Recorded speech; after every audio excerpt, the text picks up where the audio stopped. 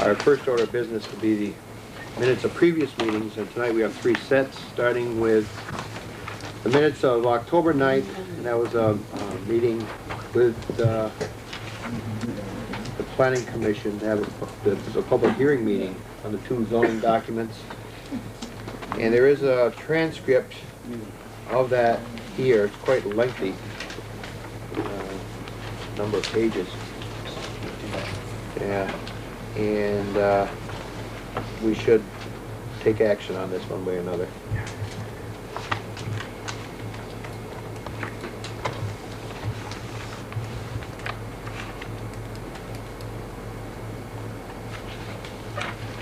The speakers are identified by initials, by the way, in this transcript. What I'm going to do is put a couple of things that identifies everybody. Let's see, is it?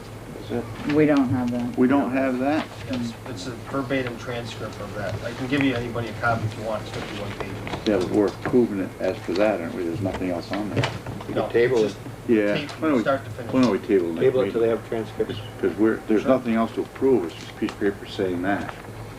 I've listened to the tape. It's a complete tape. It starts out with Rod opening the meeting, with your whole meeting, but I think what they'd like to do is review the transcript and make sure it's correct. Is that true? Okay. So why don't we table these? It's not that pressing. We've got 2 other, at the hearing, we have 2 other board meetings here. Taking them in calendar order. The 16th, which was our last regular meeting 2 weeks ago. Do we have any corrections or additions to those minutes? 4th paragraph down. Which page? First page. George, you signed the, should that be bid good?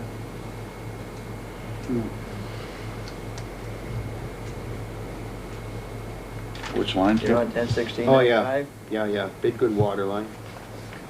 Okay, I'll change that.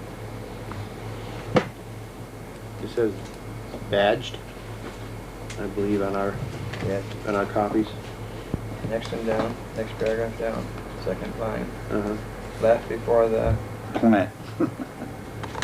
P-L-A-N-T. Yeah. Add a T to the word plan, make it plant.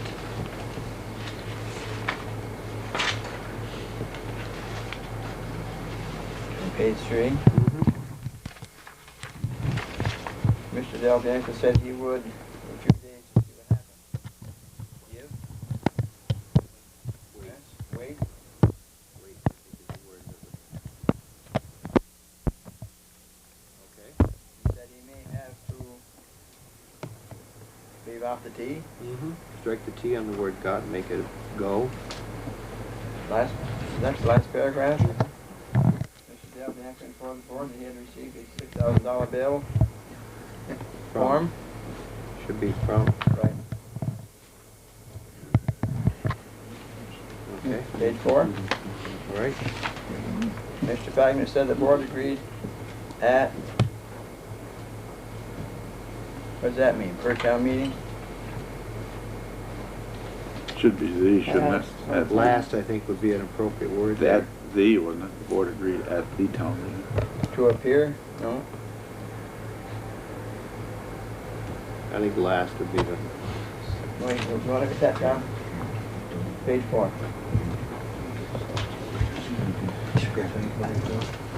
16.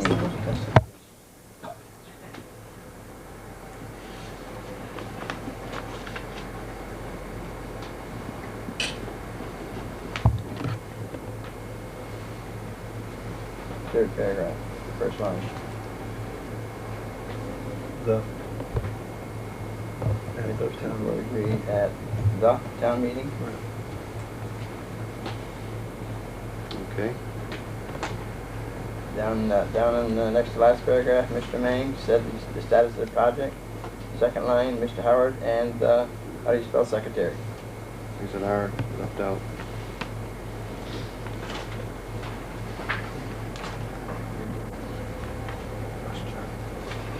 Okay. One more.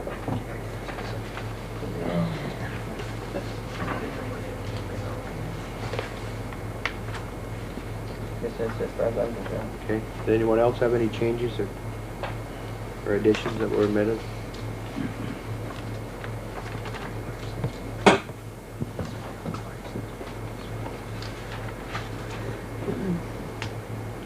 There is one on page 5, Sure. the second paragraph. It should be the ad hoc document could be amended. Okay, that's misspelled. Yes. Okay,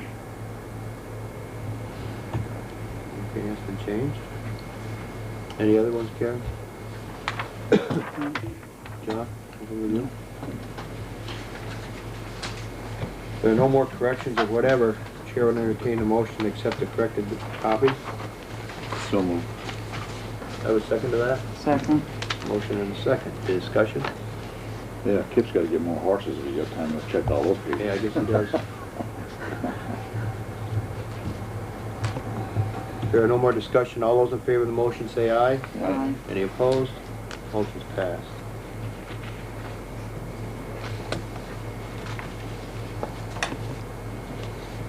We got signatures. And another set of minutes from the 24th of October. This is a special meeting along with the fire district meeting downstairs. Excuse me. Are there any corrections or additions to those minutes?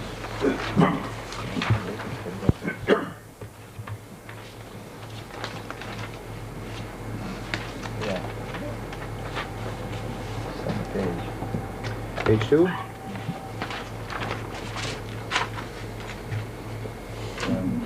Fourth paragraph down.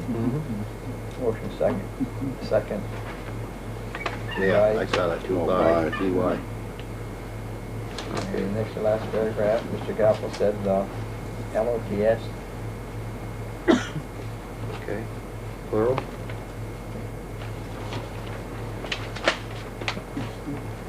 It's all done in.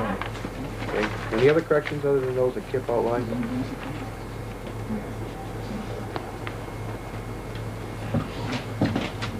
There aren't any. Once again, the chair would entertain a motion for the corrected minutes. Second. Motion by John and seconded by Karen. Any discussion? Hearing none, all those in favor of the motion say aye. Aye. Any opposed? Motion's passed.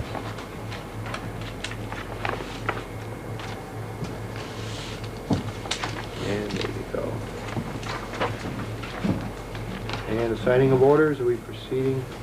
Would you like some time, or would you like to continue?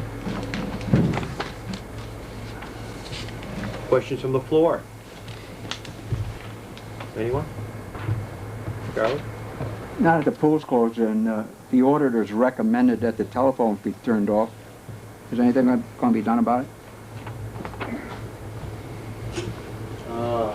I'd rather see the money going towards the recreation committee than going towards the telephone company. If the phone's just sitting there and we're paying for them. Has it ever been determined in the end that we would save any money? I never got a clear answer. Problem is, every time you call, you get somebody different who gives you a different answer. We were told that one of the problems being that they would not guarantee the same phone number for the phone up there, and that could pose a problem since the phone directories are already published. If we're not guaranteed the same number, then you're going to have problems with people trying to call kids up there who are swimming or whatever. I mean, I can let Dell to check into it again and find out if we can get something in writing that guarantees us the same number, and the fact that we don't have to pay a huge reconnect charge. Look into it. Yeah, we should get that in writing. When I brought that up in January of last year, I had checked with the phone. And one telephone, whichever one it is, one telephone, if it's the pay phone, you pay to disconnect, you don't pay to reconnect. And it's only can be off, the payphone can only be off for 6 months, got to go back on. And you pay a minimum fee during that 6 months. The other phone, they disconnect and you pay to reconnect. But in a phone book, you pay $2 a month, you keep your number. I had a phone, I had a Campany Adirondacks for 15 years, and they automatically, the guy down the road was my neighbor, he automatically shut my phone off after deer season, turned it back on in spring. I saved money, I kept the same number. The guy that bought it from me still has the same number, and he does the same thing. But it said right in the phone book that if you want to keep the same number, I think it's $2 a month to maintain that number. And I had did a little addition in my head there, and I figured if we shut it off last January to open it up in April, we would have saved $400. I'd rather see that $400 go towards anything in a recreation, and giving it to the telephone company. To hell with them, they get enough of our money. I suggested it be looked into. Oh, why? Gotcha that time. The other thing is you changed the phones. What, a month ago? So we own our phones. I wonder if that phone. The fire department. I'm not sure. I wonder if that phone down there is. Yeah. That would be interesting. Don't know if that's a rental or if we own that phone. Could we look into that and save money? Possibly. Sorry. Well, if we did it with the other telephones, we ought to do it with that one too. Of course, the payphone. If there's a payphone. Not the payphone, though. Can't do that. No. But there's a private phone for the I town. believe we own phones. We could. That's good. The other one brought up and didn't go over too well was when Holmes was going to put his sheep out and back there and clean that hillside off. He said he would do it. Remember? He never did do it. No, because it was shot down right here. I would like to see us get that hill cleaned up. If Mr. Holmes would put his sheep out there and he's got one horse and clean that hill behind the basketball courts and to the west where the old Maple Shack is or whatever it is, it would clean that off and look pretty good there. We can't mow it, nobody mows it. He said he would do it.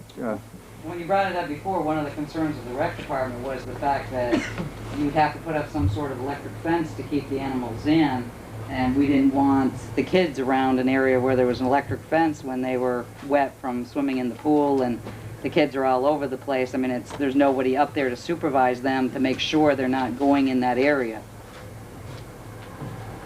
They're not in the pool now. They won't be during the winter, so you could throw them out there now.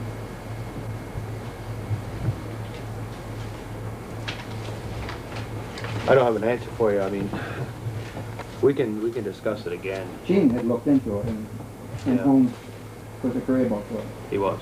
He just moved his fence out there and cleaned that off. Okay. We'll bring it up again. It's a little late now. We've got the winter to work it out, see what we can do. Well, this is the time to do it in the fall. The sheep would go in there and clean that right off. In the winter, we'd be looking into spring again, we'd be back with the kids there. Killington does it. They do it in New York. They do it all over in the ski area. They can't. He would have to fence that and everything out. Oh, they had a movable fence. Killington had a fence. They had a guy, I think Dick's son did it last year. Yeah. They just moved the fence each day and keep moving.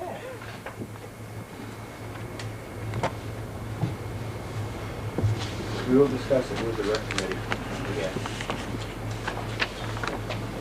Anything else? No, but I'll bring it up again next year. Same thing. I keep them written down, and I'll keep bringing them up. And In the meantime, I've got a job for you later in the meeting, so don't get... Okay. Don't use up all your energy now. okay, what the hell? I got to sweep the floor or something? Hell, Christmas is coming, and the tree will be put up. Anything else from the floor? Yes, I was just wondering why that equipment is left without that picket fence in front of it. It should be covered. It should be covered. It was the same thing last year. Snow's going up there. You're going to get salt on it again. It's expensive. I think we ought to do it. Who usually puts that fence up? Me and Joe put it up last year. Yeah, before that, whoever I could find. Yeah. Whoever had a screwdriver, we put it up last year. Anybody's got one, we can do it after the meeting. Yeah. It might be convenient for the maintenance man, but There is no maintenance, right? well, whoever. But well, we're the ones that are buying Sure, it. I put it up No, last Charlie year. and I, quite frankly, put it up. We'll put it up again. Yeah, Well, who takes it down? Dean Davis and I. Yeah, you have to so breeze in the summer, else it overheats Well, those the compressors compressors. get some circulation. Yeah, it's gotta get the air to it. Yeah, they would run constantly, you wouldn't get any cooling. They were icing up because they were. Yeah. Yeah, we do it tomorrow. I brought that up. Hurt your knee. We're sure getting the air now. Maybe I can get workman's comp out of the dump. Anything else on the floor? You do it Now, tomorrow. we'll move on. Under reports, health, Barry is not here, and building inspector, Barry Burke's not here for that. Road commissioner? Marshall Fish, not here. Any highway business? They're working on that road, Mark Butterfield's. Hopefully, they'll have it done before the paving season's over. They've got till November 15th. I think that's his last extension. Those people are pretty upset up there. Built to spec? Built to specs? It wasn't. Marshall went over it with their engineer, and I think he went over with this contractor too, what had to be done, but I've left it up to Marshall. He's been up there a couple of times. No, the road wasn't built to specs, according to Marshall. I hope it's brought up. They're doing some considerable grading work now. The sub-base isn't built to spec. No matter what they do. The rest of the road no. isn't built to spec. Right. Well, under the new policy, of course, we get our letter of credit when the deed comes in, and it's good from that point on. So if something does happen to But it, you're talking a rebuild of a road with no base on it. it's a lot of money. Far Exceeds that letter of credit. Yeah. Yep. You're basically talking a Well, whole new road, removing the old one. to do You it. might want to, probably they're about halfway done grading it, down around the corner, down in the hole. They've done that portion. You might want to send Marshall up there to check it out. Because he's going to say go or no go if it's been built to specs. Not me. Did you notify Marshall to check that out? It must be built to town specs. He's aware of it, like Charlie said, he's been meeting, but I'll point out to him. Yeah, you know, because they are working on it now. I think in all fairness, everyone else has had to comply, Yep, that this road should not be any different. you're right. Okay. And have Marshall check the Maplewood file. Someone tell me there was a couple of spots that needed attention there. I guess where water lines at one time have been put through, settled, or what have you. We can check and see what. Okay. Other highway business. Did I see Cooley showing up today to pave sidewalks? Yeah, they got it way up to, Halfway done it is. Are they? Yeah. Okay, I went by early and they were unloading the paver and I didn't see exactly what was going on, but looking at the size of the paver, it looked. They have regular sidewalk pavers. Right. pavers, Yeah. They got way to course. With They did. backfilling along the edge of it. Okay, Yeah, under highway. sure. The three-way stop sign is working pretty good up there. But someone mentioned it needs a white band or, paint just where the cars would come, one lane would be very helpful. Stop line. Yeah, stop light. Okay. Should, Just a 6-inch wide line. I think it's wider than that. Probably Not usually. About a foot. Is it like about- in, yeah, The just come to a school, stop sign. It's about this wide. the school has a striper. So you can borrow from the school. They do their Chris parking Bendick lot. does that. You want me to give him a buzz, see what it costs? The crosswalk? You No, gotta that- do a crosswalk at the school. from what I understand. Somebody's gotta do a cross, I think Bendick give him a price of doing one crosswalk at the school. Yeah, go over it with him first, Marshall, and tell him that should be done at the three-way stop on East Proctor Road. Once long as he's doing the work, we get one bill, hopefully for the whole thing.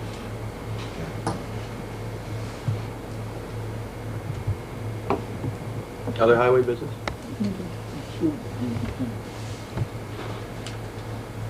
You know when he's planning the winter sand, as he mentioned? It's usually about this time of the year he starts stockpiling. I think he's already He's done got it it all all. pretty all Done done. it Does he really? several weeks Yeah. ago. Okay, He did that 3 or 4 weeks ago. okay, he's early then. Any other highway? Not move on, recreation, Larry Delvenary is not here. Karen, do you have anything? No, Okay, they did have their Halloween did have their party. Halloween party, and Saturday night. from what I've heard, it was fairly successful. It was a little bit different and a little problem with the gymnasium and the echo in there, but I understand that's being taken care of by the school, so next year should be. Yeah, well, with the Not construction better. going on and everything else, it had to be difficult. Right. But I've talked to several people who had a good time.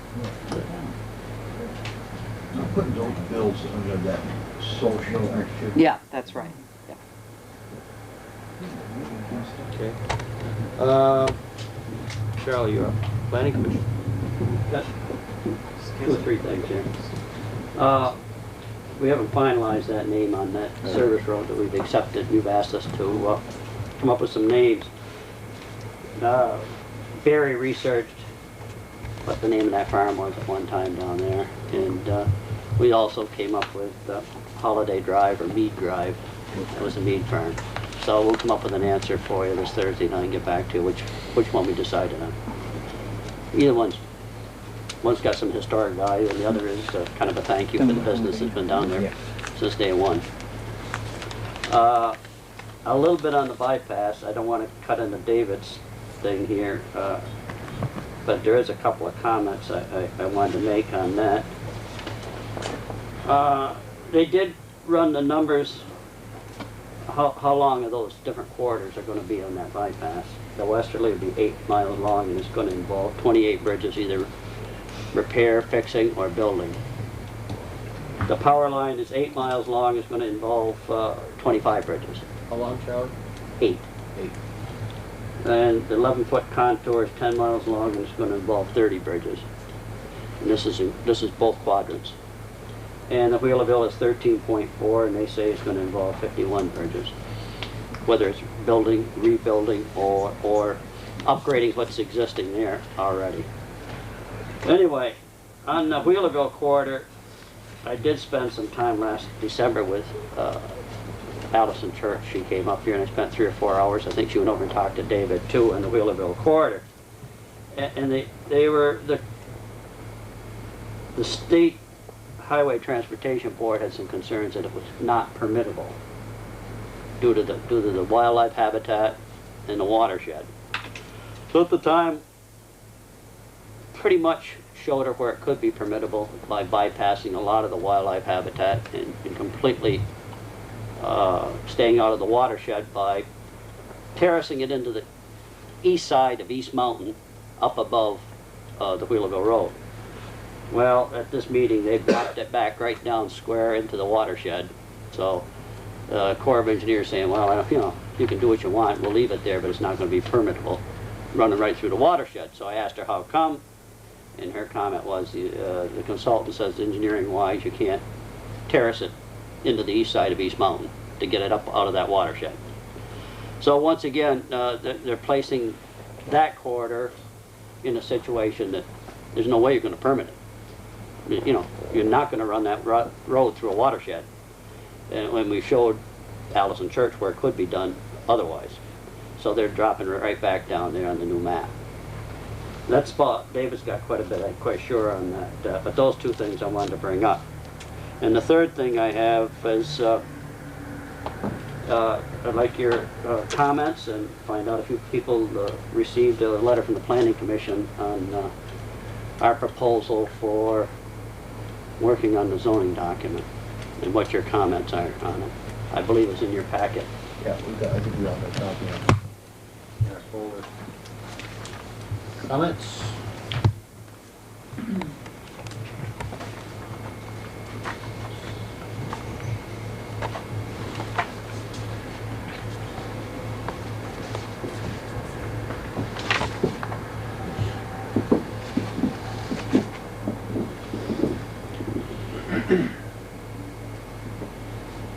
Okay, what it says, they would like to meet with the full Board of Selectmen. And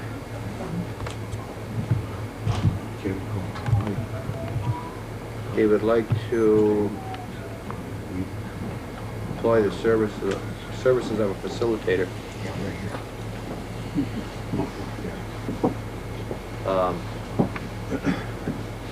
What's your feelings?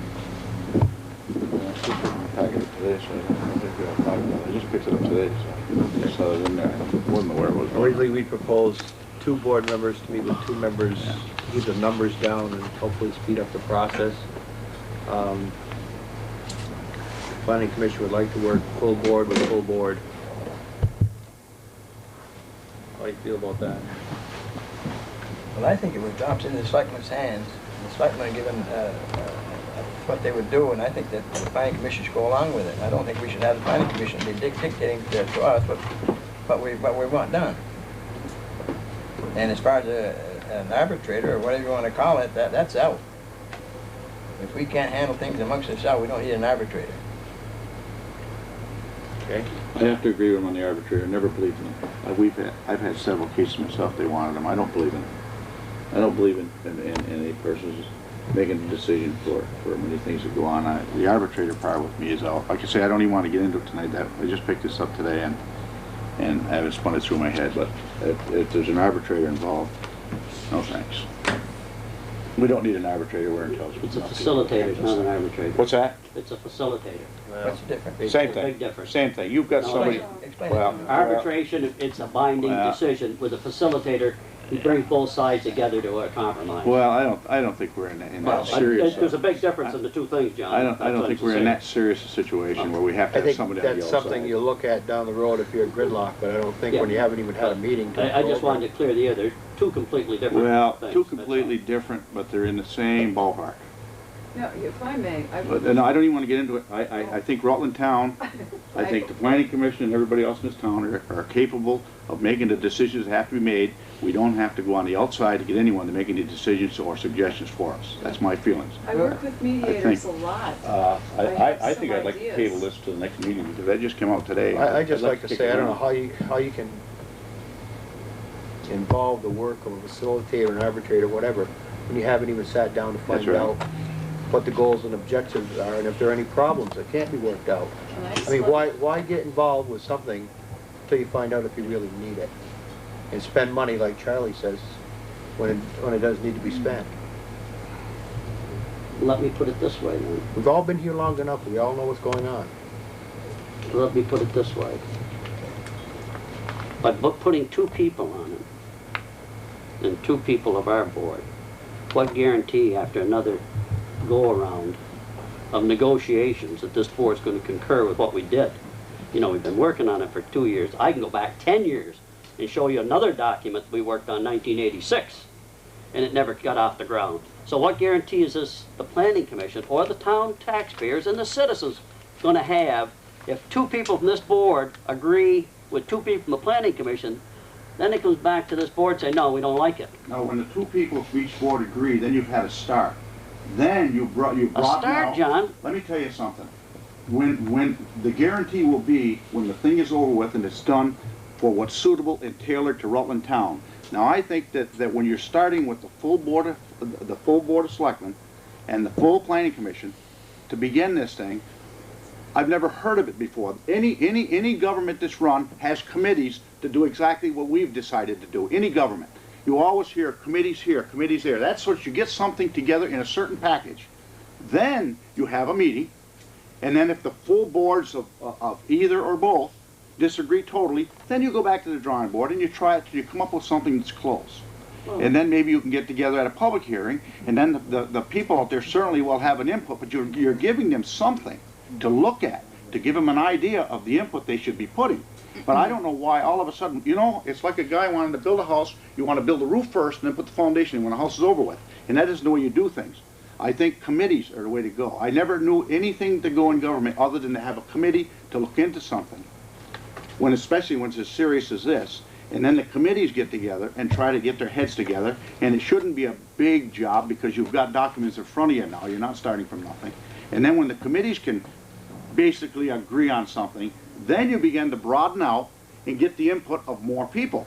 But you know, you don't get them all at once. And then you've got 9 and 5, you've got 14 people jumbling, and you're going to get absolutely nowhere. You can do a lot more with 4 people than you can with 14, I'll tell you right now, because, you know, heads think differently. And if you're going to sit there every week with 14 people all having different ideas, nobody is going to get anywhere. I say the committee is the way to go. Like I say, I don't want to give any guarantees tonight because I just looked at this thing, and it's new to me. But as far as arbitrators or whatever you want to call your people, whenever it comes to that, it's out. I've had legal positions where they've offered this, and I said, no, sir, give me a jury trial first, because we're all human beings. So that, with me, is out. But as far as how we're going to do this, I think the committee is the way to go. You know, we don't have to jump into this thing tomorrow morning. It'll be Christmas before you know it, and if we do it after Christmas, it's fine. Well, 8 years is fine, and Rutland Town has come an awful long ways without it in 8 No, I years. don't want to interrupt you. Well, no, you don't have to interrupt me, Charlie. You put the question out How many here. committees do you want, John? You've had How a many what? 9-member committee worked on it for 2 years. You had an ad hoc committee work on it for a year. Yeah, okay. So you want a 3rd committee now? No, yes, because, no, you're not getting a 3rd committee. Sure That you are. died. That died. You're starting over. Right, so what's guaranteed you're Because not gonna then die this again? this is your first committee. That ended 2 weeks ago, What- Charlie. That ended 2 weeks ago, Charlie. It was all over. Now we're beginning. It's a new beginning. And a new beginning starts with a committee. And then when the committee Right. gets something that's able to be put on the table, then you broaden out. That's how you do You things. had 2 selectmen on this last committee and it went down the tubes. But no, this was a little bit different. The 2 selectmen that were put on the other one was for the ad hoc committee. You had two Same plans document? going, you know. Same document, John? Charlie, listen, the ad hoc committee and the zoning thing that was proposed are gone. Right. We're starting new. It didn't And I work. think the chairman had the right idea. You start with 2 committees, with a committee of 2 and 2 or whatever you wanted to have. I guess it was 2 and 2, wasn't it? Well, directly involving the planning commission, directly involving the board of selectmen with no ad hoc members. You know, I don't know That's what it's gotta be. why You we're gotta have the both creating. boards, because if those 2 people work for a period of time and we work for a period of time, what guarantee the rest of the board's gonna buy what we did? Well, they Charlie, didn't buy it the last time. Charlie, then that's when you keep going to the drawing board. Listen, John, you know, I I'm hate to I'm keep. beginning to hear No, some of these Charlie, people don't want keep zoning in this repeating town. this, That's but what you know, I'm hearing, you know, nothing has stopped, Charlie, so this isn't holding anything up. and we're not progressing either. Well, I think we certainly are. I see a beautiful bank going in down there. I see the Green Mountain Plaza has just gone in. I see the gas station you said was terrible. It's the nicest looking building in Rutland Town. I don't see any. I see a new one going in right next door here.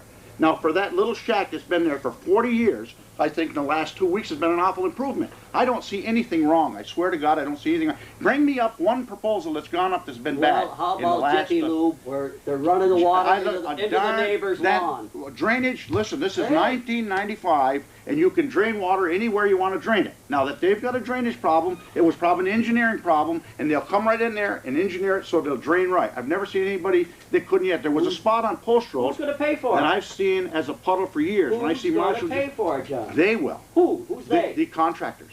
What contract? The ones that own the Jiffy Lube or who's ever involved, because they're the ones they claim are putting the water someplace else. He claims he isn't doing it.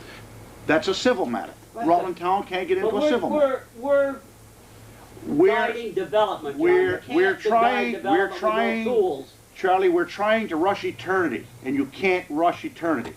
Rome was built in a day. And when it got so big that it couldn't stand anymore, it crumbled. I'd just like to So see it just- done before I die, John. Well, Charlie, I would too, but if we have to die first, if we have to die It's either first, gonna kill me or you, John. I'm One way or the other. sure, I'm sure there's someone following us that will be able to I'm take not over. going down. You know, I don't understand why we're going through such stress. I don't know what the panic is, what the Because big we rush put a is. lot of effort in it. Everybody appreciates the effort. Nobody said they All haven't. we're asking is, this document is for this board and for this All right. townspeople. And I guess- you don't wanna set No, five people down. no, you don't want to accept. This board said, we certainly will go back to the drawing board, and committees were picked. I don't think this board could have done anything better than that. And I think that's the way it's been left. That when this thing starts again, 2 and 2, and that's the way we start. Karen, you had your hand up. Just a minute, please. Yes. Go ahead. This seems like a good reason to have a facilitator right here. Right. But I would like to ask the Board of Selectmen, I think that there wouldn't be any problem with us sitting down with the Planning Commission for at least one meeting and explaining what our positions are to the full Planning Commission and hearing from all of the members on the Planning Commission, and then going from there and then making a decision on this, whether it should be the full board or 2 members. Well, fine, Karen, I agree with you 100%, but I guess that isn't what it's all about, because you're going to get the whole board and the whole planning commission together on your first meeting, which is going to be sitting at a meeting that both disagreed on when it went down.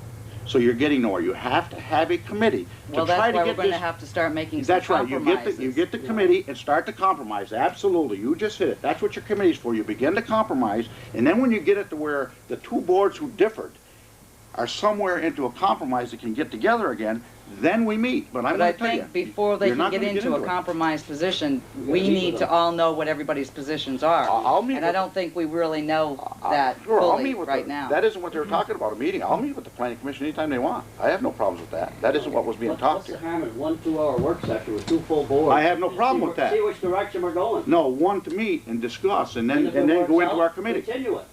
And then go into our committee. We went to committee before, John. But that's dead. That's gone. I know it. So you want to do the same thing over again? Mr. Chairman, go ahead. I'd rather talk about that some other time. I'd like to make a motion that we set a meeting with the full planning commission to discuss what our feelings are and what the feelings of the planning commission are, and hopefully to get into a position where we will be back to coming up with a zoning document. Okay. Have a second to that?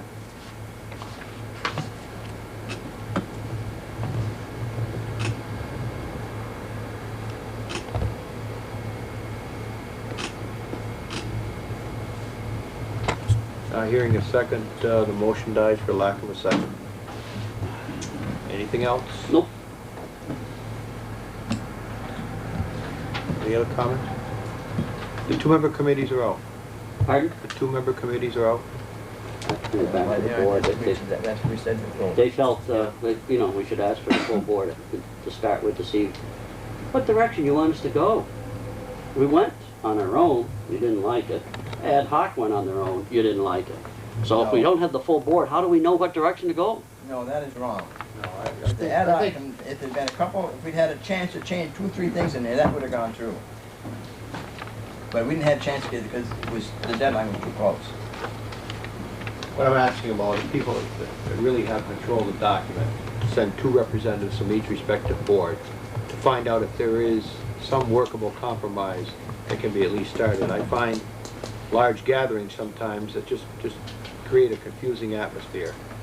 What I proposed was to get a small group from the planning commission and the selectmen to try to work out some of the hard areas in the document and to keep their respective boards informed. I think you can make a lot more progress with 4 people than you could with 40.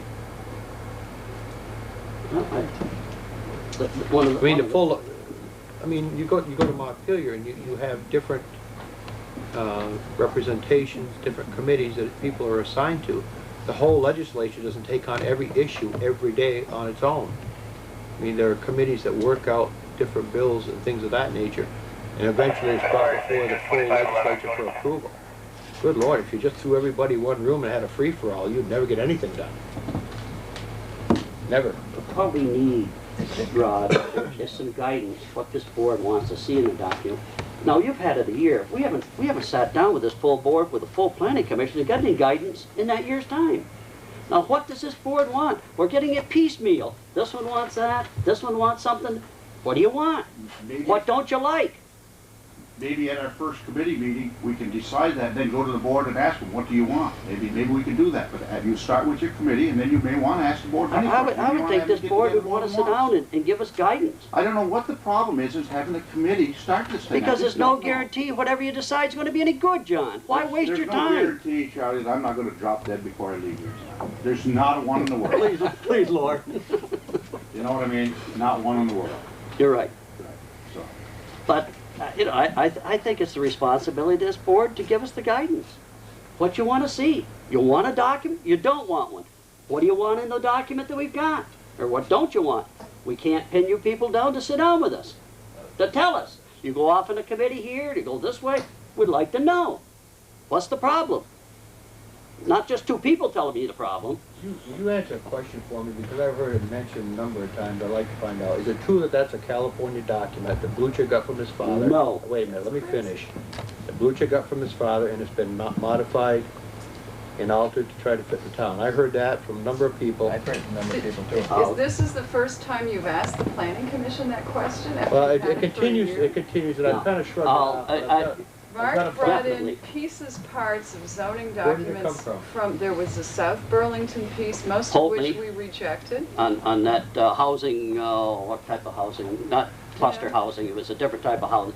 A piece in that, we tore that all apart. No, we don't like this, we don't like that. Yeah, we can use this. Was there any from out of state no. that he brought you? I have no idea. Oh, okay. I have no idea. When we got bogged down. Zoning came from is if the zoning document is right for Rutland zoning Town. has been around for so many years, it's entirely possible something may have started somewhere else, been adopted by some Vermont towns and passed along to us. But we got bogged down and we couldn't make a decision how we wanted to word a certain section or paragraph or something. We say, give us some ideas. You bring in 3 or 4 different ideas. Ah, we don't like that thing, don't like that. Well, let's change this and change that on this given paragraph or this given section. No, Never a complete document, never even a partial document. Couple of pages here, when we got stuck. And that's the only time he came in. And he explained the legal ramifications of different decisions that we made, that we concurred with the state statutes. Nothing from out of state, and nothing from California. And I know who started it. And he ain't here tonight. He started it once before. David? Well, I did ask Mark Blucher because I was curious, and he said, because it doesn't follow the state model, and he said that a lot of it was what he's developed over the years, his concept, and he did say part of it came from concepts of his father, who has been associated with California planning. So, and I don't know how relevant that is, but Charlie raised a question that the Board of Selectmen hasn't given the Planning Commission guidance, but I think you've been trying, when you formed the other committee, the Planning Commission was invited to come to their meetings, or members from them, and they chose not to. And I would just refer the Planning Commission to the ad hoc document, where there's hundreds of issues that you can compare the two ideas and see what the selectmen on the ad hoc committee favored anyway, as opposed to what's in the Planning Commission. And I still think there needs to be a recognition that the Board of Selectmen are the decision makers in this matter. That's the way Vermont law is, and what the Planning Commission has prepared is a recommendation to the Board of Selectmen. The ad hoc group proposal was voted down by the Board of Selectmen. I find that gives us no guidance. Well, there were some compromises, which of course wasn't also a legally constituted board in the sense that it was subject to the open meeting law. So, who are we listening to? If you wanted another committee and you're unhappy with our document, you should have appointed a Planning Commission committee to rewrite different sections that you're unhappy with, not some people that haven't been involved in this thing. If you weren't unhappy with our document, you should have said, okay, pick 3 members, we'll pick 2, and we'll rewrite what we want to see. You didn't do that. All right, Charlie, what are we trying to do right now? What are we trying to do? How many times you want to reinvent the wheel, John? Charlie, I don't understand. You just brought it up. It went Huh? down. You just brought it up. That's right. That's what should have been done instead of the ad hoc. What should have been done is too late. And there was nothing wrong with the ad hoc. They were looking at a document that was too restrictive. They tried, with all respect to your document, use your document as a guide to revise, so that they did have your guidelines to go by. They went page by page in that, I'm telling you, I sat there. They used your document as a guide through every page of that revision, so that I don't think they snubbed you off. They used your document. Sure, to take out To what make they something, didn't want to see. all they were trying to do was make something that they felt was more tailored to Rutland Town. That's all they did. So they may have used part of the California planning What's that? method in the ad hoc? I suppose it's probably a possibility. I have no idea what that was. You probably could be right. Either that, or they tried to remove as much of it as they could, one or the other. Let me, we could go round and round. Let me bring it to the board. Well, back where we were Okay, last yeah. meeting, we've got a 2-member proposal. I think we ought to try to get, if that doesn't work, then we can decide something else. But I think there ought to be an initial meeting between 2 members from each board. I think it's been around long enough, so, you know, each member, certainly the 2 Johns have volunteered to serve, have been, I know John Paul has been through the document exclusively. John Flory served on the ad hoc committee. He's put as much time from our board in as anyone.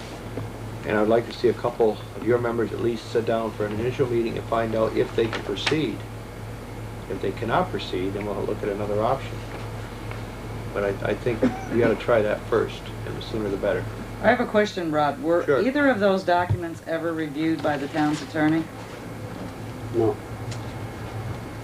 The last one we paid $6,000 for, they threw that one in the wastebasket. That was Jack Basie reviewed that one for us, that was 1986. That one never got adopted either. Good point. So how much you want to spend? You spent $8,000 writing it with a consultant. Spend a lot more, Charlie, if you're Well, in force. it's just like every it- time you turn around. You know, we can go out and spend more money if you want to, Yeah. but let's see if we got something we can work with. And Okay. before we go to a public hearing, then give it to your attorney. Okay. But there's no sense of, at this point, giving it to an attorney and then start back in the committee sessions of revising it, rewriting it. It's going to be changed. It's no need having a lawyer look at a copy before it's changed. After the changes, and No. we definitely should show it, and I agree with that 100%. Well, I mean, in They this should last pass case, by. we had 2 weeks for the But town all attorney to he, review both documents. all he would be doing is telling you whether it's illegal, legal or illegal. He certainly isn't gonna be making a decision with the town. No, I understand that, but I think that it's important we don't adopt an illegal. Right. No, absolutely. Exactly. It adheres to the statutes. Yeah. That's a good point. But, see, we never got the opportunity to send it up there because the board never sat down with us and had a public hearing until 2 weeks ago. Wait a minute. We've had 2 or 3 public hearings. Who has? I sat downstairs and 2 of them you had. We had. You guys did. Oh, us, yeah. Yeah, Okay. right. But did yours go to the attorney? No. No sense of sending it to So the attorney the to see amount if of you- public hearings, to see if you So the guys are amount gonna of public concur. hearings didn't make any difference. You had 3 or Oh, 4 and you sure. didn't go, and we had 1 that didn't go, so. Well, at the public hearing, you get the But public's I do input. totally You agree make your that changes, then you send it to the attorney. if and when we come up with one that we can stand, I think the attorney should check it. Absolutely. That's the way to go. Let's see what happens, okay? Sure. Please, thank you. Anything else, Charlie? Okay. David, regional planning or bypass, whatever? Just one thing that's related to the zoning. Mark Blucher I give it. asked for a copy of the ad hoc zoning proposal because he wanted to review it, so I assume no one has any problem. It's a public document, because he was interested in what the ad hoc committee come up with. The other thing was a bypass meeting.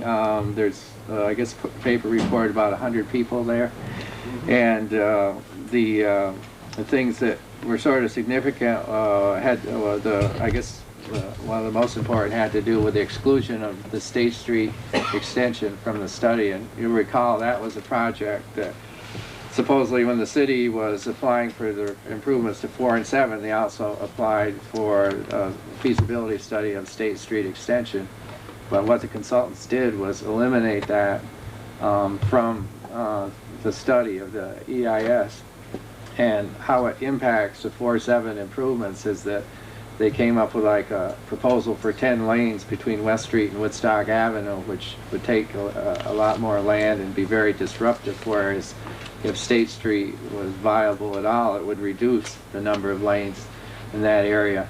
And the interesting part of it was the consultant in the meeting, before the meeting started, told us that the State Street was not involved in the study and would not be studied, even though we had assurances in writing from the Deputy Transportation Secretary that State Street was going to be in the study.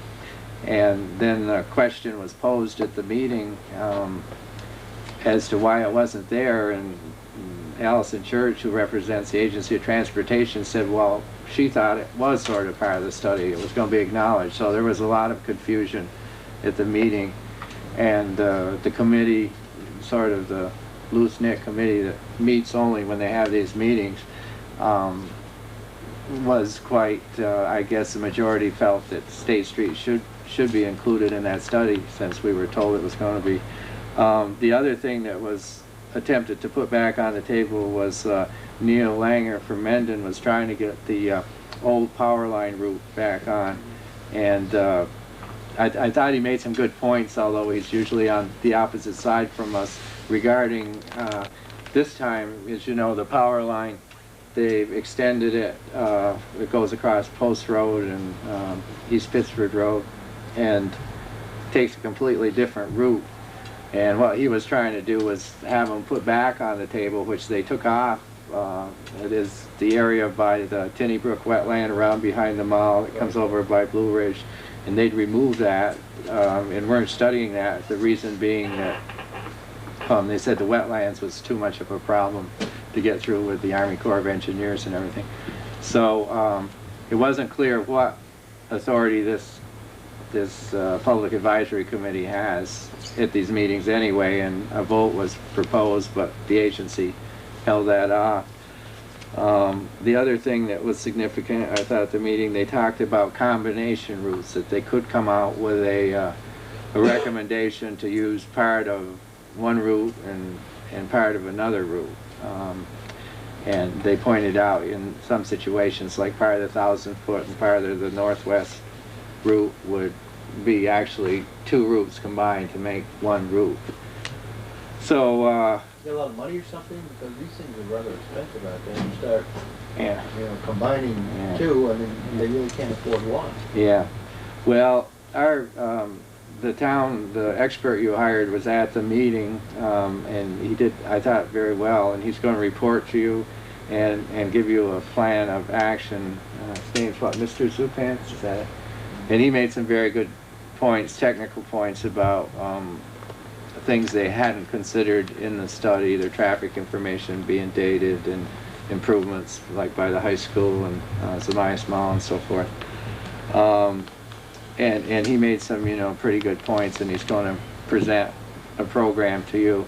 One problem we're having is that they have refused to release to us the data that they're using to, you know, underpin the study and the written narrative, and they're claiming executive privilege on it. So we put in a pitch that it would be more useful, since this is supposed to be a citizen involvement process, if they let the citizens review the information. And Federal Highway was pretty vehement at the meeting. They did give us a timetable that they're going to have one more meeting where they'll talk about the impacts of this various routes, and then they'll publish the draft EIS. And then there will be 2 weeks in which the people can review it, and our expert can get involved. And then they're going to have the hearing on it with a stenographer and everything, which gives very limited time, obviously, to deal with something of that magnitude that'll be 1.5 inches thick, and give us 2 weeks to deal with it, and then have to show up at the hearing. And then there'll be another 2 weeks for a written comment, so a 30-day period. And then they'll go back and make, you know, a decision, the agency. I'm uncertain at this point as to which route. They've been leading northwest route all the time, but we got kind of mixed signals this time, and our expert said that he talked with them before the meeting, and that they were kind of pushing TSM and TDM, Transportation Demand Management, and 4-7 improvements, and he was reading it that way. But in my opinion, if they were serious about the 4-7 improvements, they would have included State Street, because the proposal they got for 10 lanes in front of Grand Union is 5 lanes going each way, is just, it'd be back in Burger King and those other places. So I did have one recommendation, that the board draft a letter, and there's a new Secretary of Transportation, Glenn Krashenik, who we've had a dialogue with over the years, and ask them to intercede and make sure that State Street is part of the study. And in support of that, we could send a letter where they guaranteed us that State Street would be in the study, from Lloyd Robinson, the Deputy Secretary. So I think that's important to get a fair analysis of the 4-7 improvements, if we have any hope that they're going to recommend that as something. Any true improvement to 4 would have to include that, I would think. Yeah.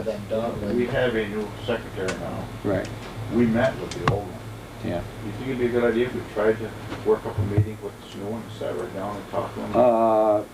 It could be, yeah, it might. I think I would like that. We sat down, if you remember, had a meeting with Darren. Yeah. I think we should Now, forward a he's letter in the past. Yeah. I think, and ask them. yeah, right, absolutely. Yeah. But the letter first, and then. Yeah, maybe part of the problem with starting State Street, I did get the documents from the agency, and there was probably 20 letters back and forth on the cost. Like, they'd have to amend the contract, and the consultant doesn't want to do it unless he gets paid more. And, you know, there's been a lot of back and forth, so, and they'd have to go through contract administration there for contract amendment. So, you know, maybe that's the real reason why, and they tried to pass it off. They said, well, we put it on our model, and it only helped, you know, east-west traffic. It wouldn't help north-south. But I mean, they're studying Wheelerville, you know, and it's kind of a smokescreen. How much did we spend having to restudy that Wheelerville?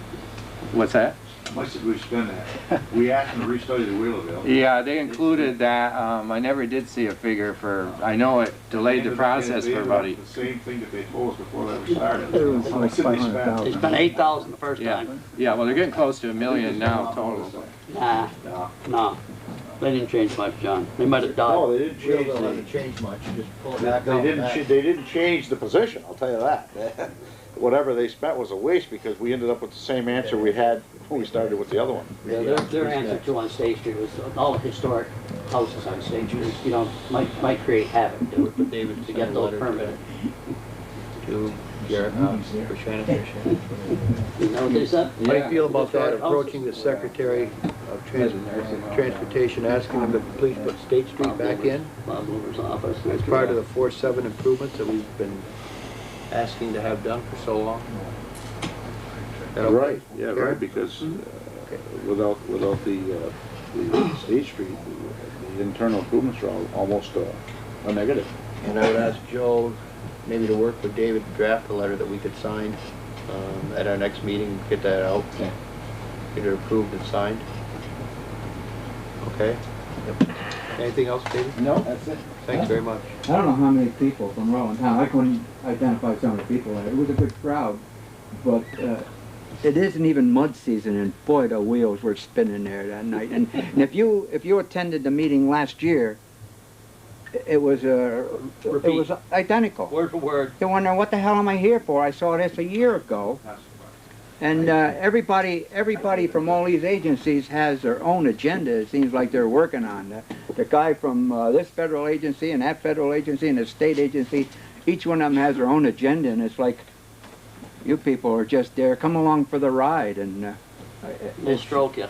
yeah, well, they're doing a damn good job of it. Okay, thank you very much. Joel's next, but we've got Rich and Peter here, and they were scheduled for 7:30. We've gone beyond that, so I would like to ask them if they would like to come up front, please, and get talking a little bit. Talking some water. Yeah. Wait, the fire line? You're gonna wait it, John? The last people gotta pull the back.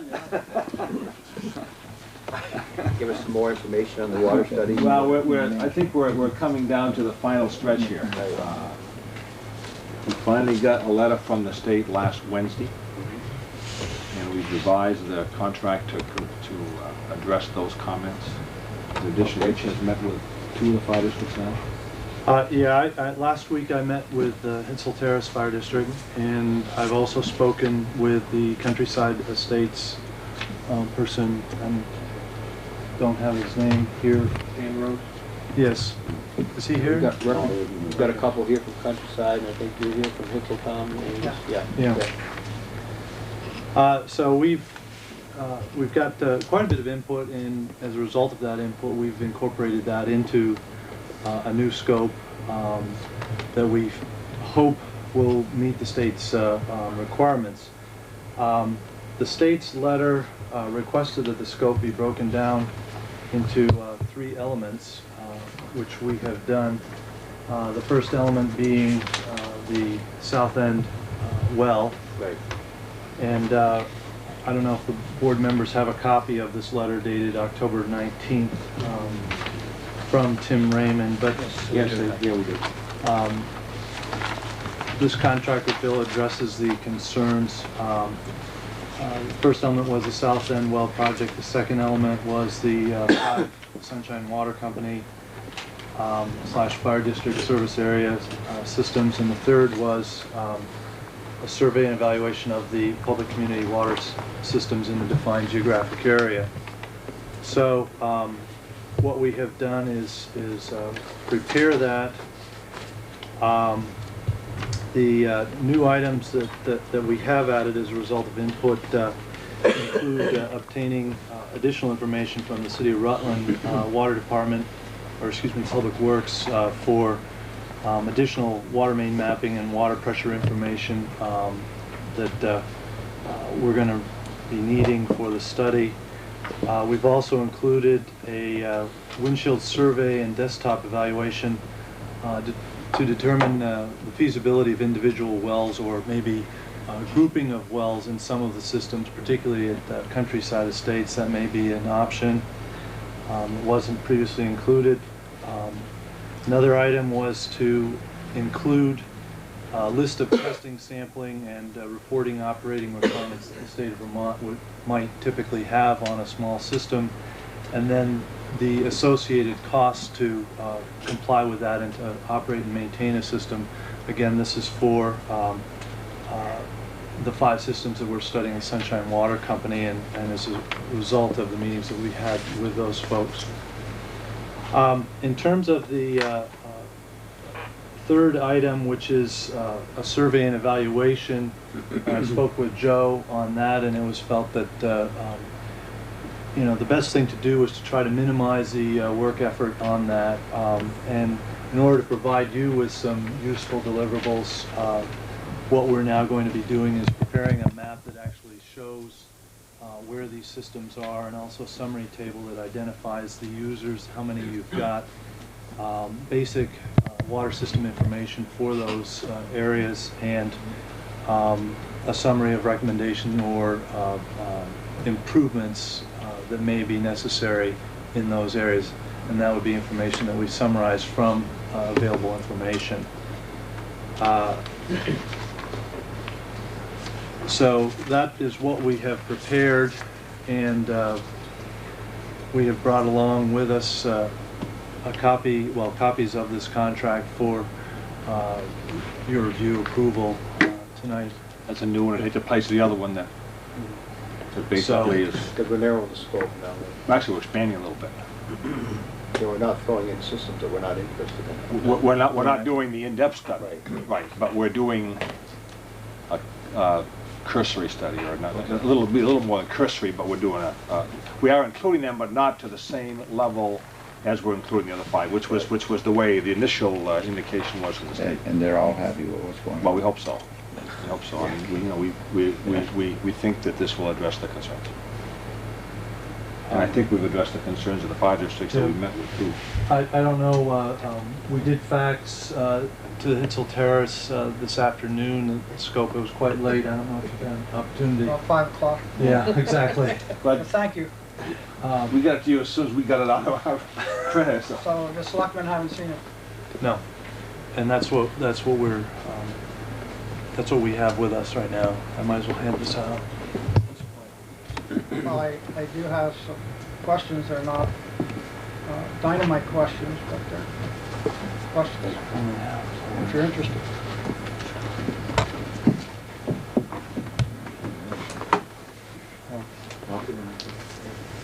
May I ask a question? Is that's the Hitzel Terrace recommendation? Or?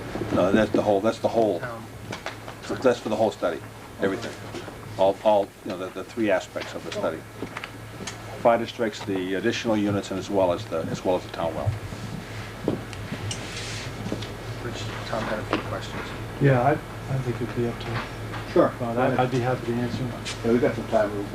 We'll look this over. Well, all I've seen was the scope of work. Has the dollar amount changed from the first contract? Yes.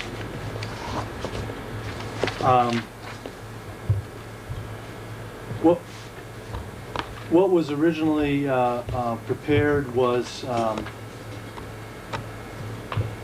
contract that would have provided for a 30-40 split of fees, and what we have prepared at this point is an increase in both items. The town cost would be $33,500, and associated fire district costs would be $46,200.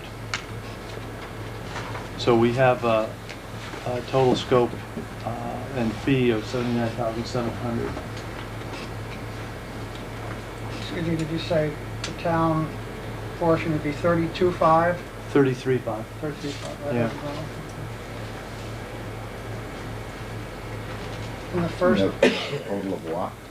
For a total of 79.7. up from 70,000. Up from 70,000, exactly. Yeah, it's all broke down on the Yeah, I don't have it. That's down to copy one. Okay. He was one short. Do you know how much is in what is now called the third element? How much is in the second element? Okay, yeah. In terms of the scope here,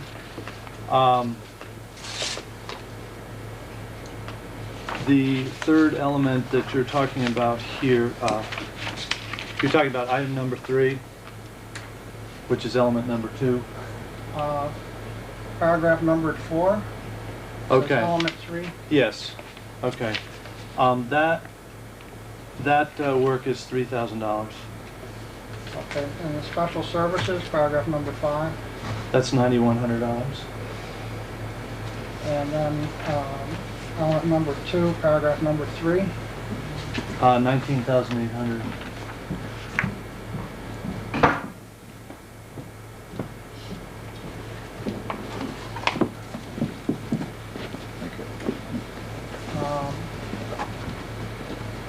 So, paragraph number 2 is the town portion, and that's 33,500.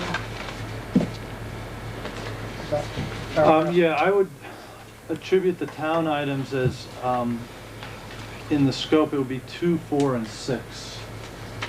And items 3 and 5, I've allocated as fire district costs. And when I say that, I mean anything beginning with 2.0, 2.1, that would be item 2.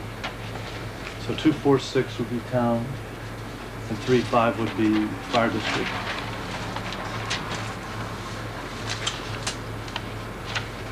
And, you know, what we have is we've got some information that the state is going to want to see with each of these tasks. That's not part of this, well, it's not included with this contract, but it's a breakdown of the items so that they can have that, which is another item that they asked for.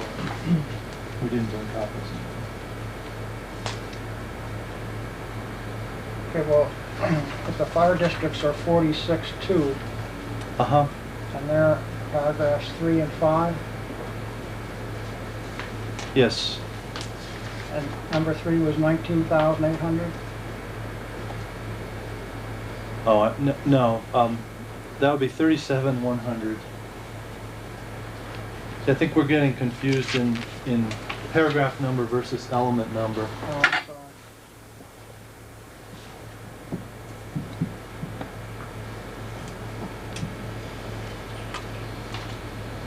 We have a handy number 1 that doesn't mean, well, it doesn't have significance in terms of cost. Okay, so the fire districts are 46,200, and you said, I believe that includes paragraph 3, Yes, and that's 30. 37,100 and 90,100. Okay, thanks. Number 5. In, can I go ahead with other questions, or? Yeah, of course. Unless I don't someone wanna- objects here, I don't know okay, why I- not. On paragraph 3.4, it says, "Field work associated with this task will be performed under the special services category." Yes, Will that be by Dufresne Henry or somebody else? that would be by Dufresne Henry. And the reason why that is the way it is versus the other items, why would that be under special services? Because you don't know how much time it's going to take? Exactly, yeah. But you know how much time the other stuff's going to take? We feel, yeah, we feel reasonably comfortable that we can place a time value on those things and be able to commit to a cost. So your multiple on the engineering costs when you do it is 2.35 times the engineers? And the salary cost, 2.34. So we'll do 2.34, I think. So that's just something for the selectmen to see. In paragraph 311, you have an estimate of operating and maintenance costs that could be incurred by a typical system using a single well with a population of 100 or less. Mm-hmm. So that's going to be a textbook thing, not peculiar to any specific system, just a typical system. And none of the 5 systems might be typical, is that right? No, that's not the intent. The intent is to tailor it after the systems. The second sentence there is also to include incremental costs for systems with multiple wells, for multiple wells. So It's not going to be some phantom system, it's going to be our system. It may not be your system, it may be the one up the road, but it's intended to be, we can't do one for every single one of the 5 systems, but we're looking to typify something and so we won't know how close ours is to the typicals, all I'm saying. I think you will, and certainly, we would include some footnotes on what our assumptions are, and Interpolate that. yeah, you may have to interpolate, you know, if your conditions are different, but, you know, it's our intent to, you know, whether we end up picking yours or one of the other systems, I think it will be similar to one of them, and then the other systems will have to adjust. Okay. Yeah, and some of these systems, you know, the range might be $5 to $7 an hour, for example. And it will really depend on the specific person you hired, whether you could get $5, I mean, maybe it should be 15 to 30, but whatever the range is, if you can hire a person at 15, that's going to be a lower cost than at 30, but unless you have the person on board right now that would operate the system, it's hard to know with any certainty what you have to pay that person. So typically there's a range in any kind of a system, any kind of an estimate like this. Okay, in 3.12. Says prepare an itemization of system assets for each system based on information from the public service board files. I know they have that. I've been through a lot of detail on that. Are you going to just give us the list? Are you going to talk about the condition of any of the above ground items, or just give us a list? Oh no, we would be, in terms of, we would be preparing the itemization in terms of the value of assets, then that would be taken into consideration. Remaining life? Remaining life, the existing age of the equipment, that sort of thing. Replacement cost? We are not planning on doing replacement cost value system. We're looking at depreciated value, return on investment, and comparable sales. We feel that... I understand. That's in 313. Exactly, yeah. And we had a discussion when you were at our meeting about your qualifications to determine such a value. In the earlier contract, paragraph 1.1.13, it said that you would attempt to, it says, quote, prepare an estimate of the fair market value for each of the SWC systems, unquote. Estimate of fair market value is different than what you now say in 313. Determine the value of all assets that would be acquired from the water system. That's quite a position for you to take if you really mean you're going to determine the value instead of preparing an estimate of a fair market value. That's pretty specific. Well, you're going to determine the value. Value. Well, we're going to determine the value using a specified system and a specified method, and that's why we've indicated. It's going to be an estimate of value, isn't it? Yeah, I guess you might say that. I mean, none of these three methods are going to give the same number. I would be very surprised. I'm just surprised that you want to say you're going to determine the value. I'm very surprised that you want to commit to doing that. You're going to get yourself in potentially a lot of trouble. I think estimate would be good to have. But yeah, I agree with you, although it is going to be by three different estimating methods. It doesn't say that. No. Well, that's just a suggestion. Return on, so you'll describe when you do this what the return on investment method involves. It'll be described. So. Oh yeah, yeah. And that's what the state wanted you to use, those three methods. The state didn't specify. We've used, we've done similar studies where we've used these three methods, and they did something about it. I mean, really, this is a tool to be able to assist the fire districts. I don't expect that you're probably going to buy it for the number that we put down there. I don't know whether we will or not, but... I mean, you may pay less, you may pay more, but... You may not pay. Or you may not pay. But, did you look at the tool that we gave you at our meeting? Yes, and the feeling was that replacement value is going to give you too high a number. That wasn't, that was present value of... Exactly. It was present value based on replacement costs though, and return on investment. It was a combination of the two. And in that particular situation, what they did was they looked at them and then they said, well, this really doesn't apply, and so they weighted it one way or the other. They weighted it towards, I believe, the return on investment. Okay, anyway, you'll give us the details of what you do. Yes. In 5.1, you're going to estimate well pumping capacity for these systems. Mm-hmm. Is that the same as well yields that was in your first contract? That is attempting to get at a number that the state will accept. Well, is the emphasis on the pumping, or what's in the what's available for the pump to pump? Which says well pumping capacity. Right. Sounds to me like it's just the pumping capacity, not the yield of water, Right. not the volume of water that's available. The reason that I'm including this is because this is what the state had indicated as a means for what they would accept, because in order to really do a hard and fast yield on that, you'd have to get into providing meters and specialized equipment and a lot more time and money. And you had the hydrogeologist in there before, and we talked And we've about. taken him out. And 5.2, you say obtain pressure recorder readings at high service homes. Mm-hmm. I don't know what high service homes means. Does that mean high in elevation? High in elevation, yeah. High in elevation, or somebody who has a known water problem, water pressure. On 5.3, you say 1 day of services of a subcontractor. Is that 1 day for all 5 systems? That's 1 day for all 5 systems.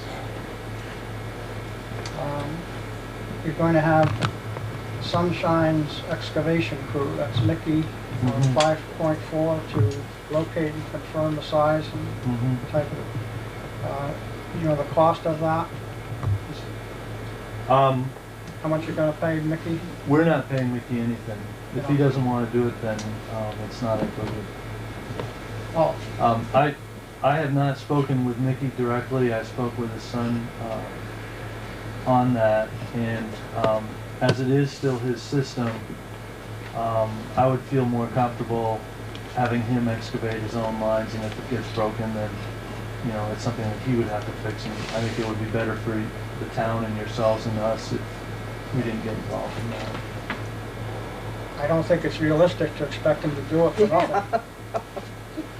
Well, I think he's actually shown quite a bit of desire to work with this and get this problem taken care of. I wouldn't be surprised if he did. Specifically on this item? Not on this item, but he's been in here saying that he's encouraged to see that this is happening, that he wants to come to some resolution. I would say as a general principle, sure. But when it comes to digging up, that's something different.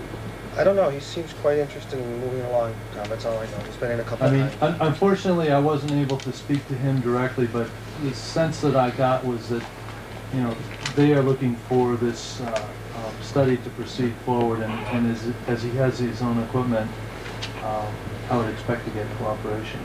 You know, it sounded like we were going to get cooperation, at least to this. I'll be following up on that tomorrow. Thank you, Mr. Chairman. Okay. Anyone else want clarification on any of these? I don't know about the clarification, but countryside estates have not seen any of that. This is the first we heard of it tonight. We just can't absorb it and what have you tonight. We would like to sit down and look it over. Yeah, we'd like to get a copy. Did you fax a copy to Stan, or I don't even know if he has a fax. No, he does. I don't think he has a fax. It didn't sound like him when I spoke. No, he doesn't have a fax. We'd at least like a couple copies of that so we could look it over. Well, look at that and sign it, right? It's up to you. I mean, as soon as it gets signed, it gets in. As soon as that they don't process it, and basically the ball's in the town's court. I think these people are right. The ball's in the town's court. They're going to be a big part of this thing, and I think you really should. I agree. If it's possible for us to, you know, give them this information, and maybe you can, I don't know when your next meeting is, but 2 weeks from tonight. But I could see his point. They're going to be a big part of this thing. These systems are, these fire districts are, so they really should. Any other fire district that may not have this? What's that? Or any other? Are there No, I don't think any other do, do they? Well, there's one other group, I don't know if they're... One other one. There are two other Everyone ones. should, I yeah. don't know if they're fire districts yet. Yeah. But, Well, they will be. But they will be, and it will come under this, so anybody that is or should be, I really believe that should be. All we're doing is trying to convenience them as much as we can by doing our part, but it's really their ballgame, and I think they should. They're elected selection of officers. Right. Yeah. They're all formed, 3 more, they have to elect officers, prudential committee, etc. So we've got them all formed, we just haven't decided who's gonna manage. We're certainly ready to do business with it. I have no problem with it, but I think the gentleman had a good idea, they're part of it. I got a problem with Okay, John. paragraph F. Which one, John? Paragraph F. Yeah.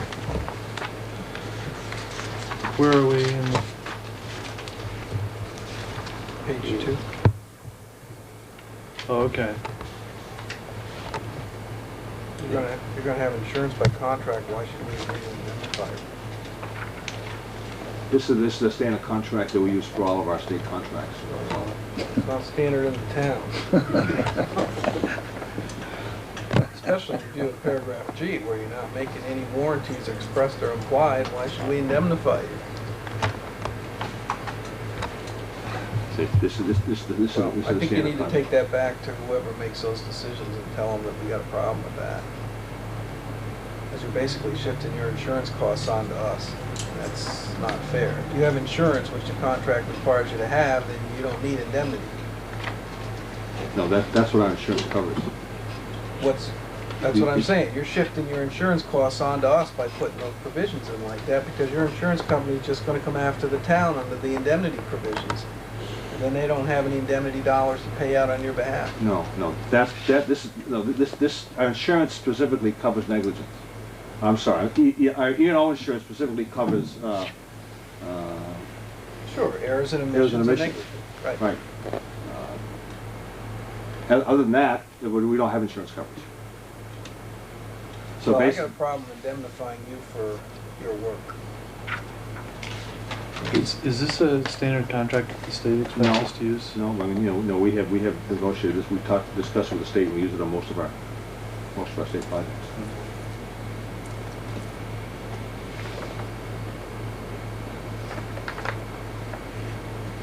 But then it's not, the state does not require this.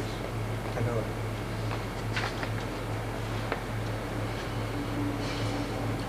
So where are we? Well, I guess we won't be acting on it for them tonight, because if nothing, so his thing has to be in, if nothing else, these people would appreciate seeing it, so. Would you address Mr. Fagan's concerns? Oh, I just had one thing, in reference to payment, when does our grant funnel down Well, through? no, to the board. To the board or I'd whoever? like the whole board to be involved. Huh? Okay. The $42,000. Well, you're holding it up tonight by not. Well, yeah, I know, okay, but if we have to, we have, but it will. In other words, once this is signed, okay, because I saw where there'd be monthly payments, and I just went, okay. fine. We won't start that until the. No, I understand that. No, I didn't know if it was something that might have happened after the job was done, which was still no problem, just that Dick would have to funnel the money in the meantime. It's no problem. But if that's the case, it's fine. We'll be getting it on time for you to get it after your first monthly billing. Yeah. But these people should have a right to see it. They're the biggest bad. Yeah, I mean, Yeah, I understand. we got our letter from the state on Sure. Wednesday, and I'd be Sure. happy Oh, to sure. either directly send these, or, you know, I'm sure people could come in and get a copy from Joe. These contracts, sure. Yeah. Can we get this insurance thing cleared up real quick though? If there are changes to be made here, could they be noted before they're redistributed? Okay. Yeah, and if any of the fighters have comments or questions, like estimate any other comments or questions, try to get them back to us. We can address them before the next meeting. Hey, Tom, you had your hand up before. Got another question? Again, I've only seen the scope. The first contract said the work would be completed by a certain date. Does this one say anything about completion? Yeah, the first contract had a little over 4 months time to complete, and this contract also indicates that we would complete within 4 months. After signing? After approval. Yeah, 4 months. The very last thing, Tom. I don't have. He does not have that page. We were busy Oh, trying I to get see. him Okay. the scope. I only have this. Yeah, it's on the very last line, yeah. Okay. So we're gonna, David? I just had a general question, when reading through it, they said the town share, what is the town paying for? in this? I mean, I haven't really followed it. I think what you're talking about, Dave, is the breakdown he was talking about between what we're getting for our project at the south end versus Water well. the various neighborhood projects. Is it So part of 33,000? this study includes the town's water well, or Right. prospective water. 33,500. And the cost share it with what, 30, 40, and another 30 for the state, or? No, as of this stage right now, it's what's called a planning advance. The state has a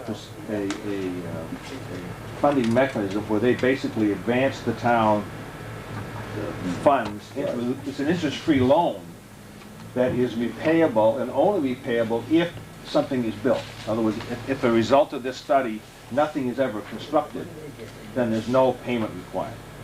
If one of the fire districts or all the fire districts build their project, then a portion, that would be attributed to that fire district is repaid as a part of the construction.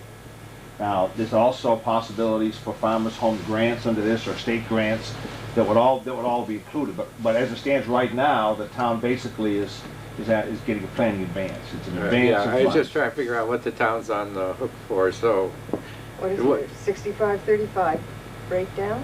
Is that what it is? You have to repay 65% Yeah. if you use the results of the But it's plan. the fire districts that are paying, not the town. That's right. For the fire district work. For the fire district yeah, portion. well, the part I'm confused about is the town's part in this. It has to do with the 33,000. the 33,000 $33,500. So if the town goes ahead with that well, then they have to repay the 30,000. Is that what you're saying? Yeah. 65% of it. It could be part of a bond vote. Oh, If okay. we all come together. Well, that's a good point. I mean, they might be eligible for 35% grant, depending on the timing and the availability of grant funds still. So, and if they are, then they're eligible for that. But that's only repayable if something actually happens. And if they never, yeah, that's right. If they don't build a well for 10 years, they actually, for the cost of the well, $35,000 would be pretty minuscule to develop that system. Thank you. There's $70,000 on the drawing board, right? 74. Well, what they said was there's 70 on the drawing board, but they said when they wanted these other extra additional requirements for the So you got for the other 72,000 units. on the drawing board. 72. Well, They added 2,000 in there. 79. Well, it's 79. Yeah. So we've got 33.5 on the town, and what's on the other side of it? 59 something? Right. 46. No, 46. Yeah. 79 now. So you're over the 70,000, 72,000. But Now who pays the balance? They'll be part of the planning advance From where? from the state. What they said was we'll find additional money. You know, they had trouble coming up with the 70. Remember last time Steve said, "Oh, we'll find additional money." Yeah, like an estimate now. Yeah. So. So what they're gonna do is they're gonna take this and they're gonna say, yeah, we approve this, and so the number will be what the contract. You have it in for, say, $80,000. They'll approve the other 10? Right. Yeah. Or they'll If they tell you don't, no, who- that, if or they don't, who they'll picks say it no. up? What's that? If they don't, who picks it up? If they don't, then We'll you have renegotiate to, this. you'll have We'll to change revise the scope. Yeah. You have to revise the scope to whittle it down to whatever they approved. That's why, you draft the scope, they review it, Yeah. and say, well, this all looks good, and it's gonna cost $80,000 to do this, you have to approve it, and give you the And then they say, well, we only got 75. Okay, then we'll take Scale back. $5,000 out of the scope. Just do less work I mean, somewhere. What we'll do is in this 2-week interim period, we'll take care of your concerns. We'll get this to the other fire districts. In fact, we'll get it to all the fire districts. Okay. They'll have an opportunity to review it. We'll also send it to the state. I mean, you're beginning to appreciate the number of parties that we're dealing with, and meanwhile, these people are faced with a January 30th deadline to buy their system. We're not going to be done with this report until after that period. What kind of extension? And I think that's what's going to have to happen in July. But remember, when we first started this month and a half ago, somebody said, we want to get really moving. And I said, well, the way you're approaching this is not the way to have it fast track. And, planning advance or not. At least we're moving. Right. Yeah, you're moving along. And I think it's enabled the fire districts to at least hold off the state's attorney, or at least somebody to hold off the state's attorney for a little while. I think Mickey has done that. Are we all set? So, thank you very much. Okay, yeah, thanks.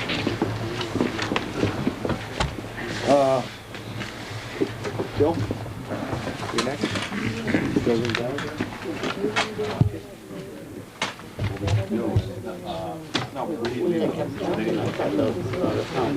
You're gonna change them, right? Yeah, we're gonna change them, so. This is our share. We don't want to clear this. Oh, you're gonna, yeah, I would just like to down over. Yeah, I mean, imagine I went all on over. You give us a basic idea. What do you pack in? That's a basic idea. And then it wouldn't change it. Okay.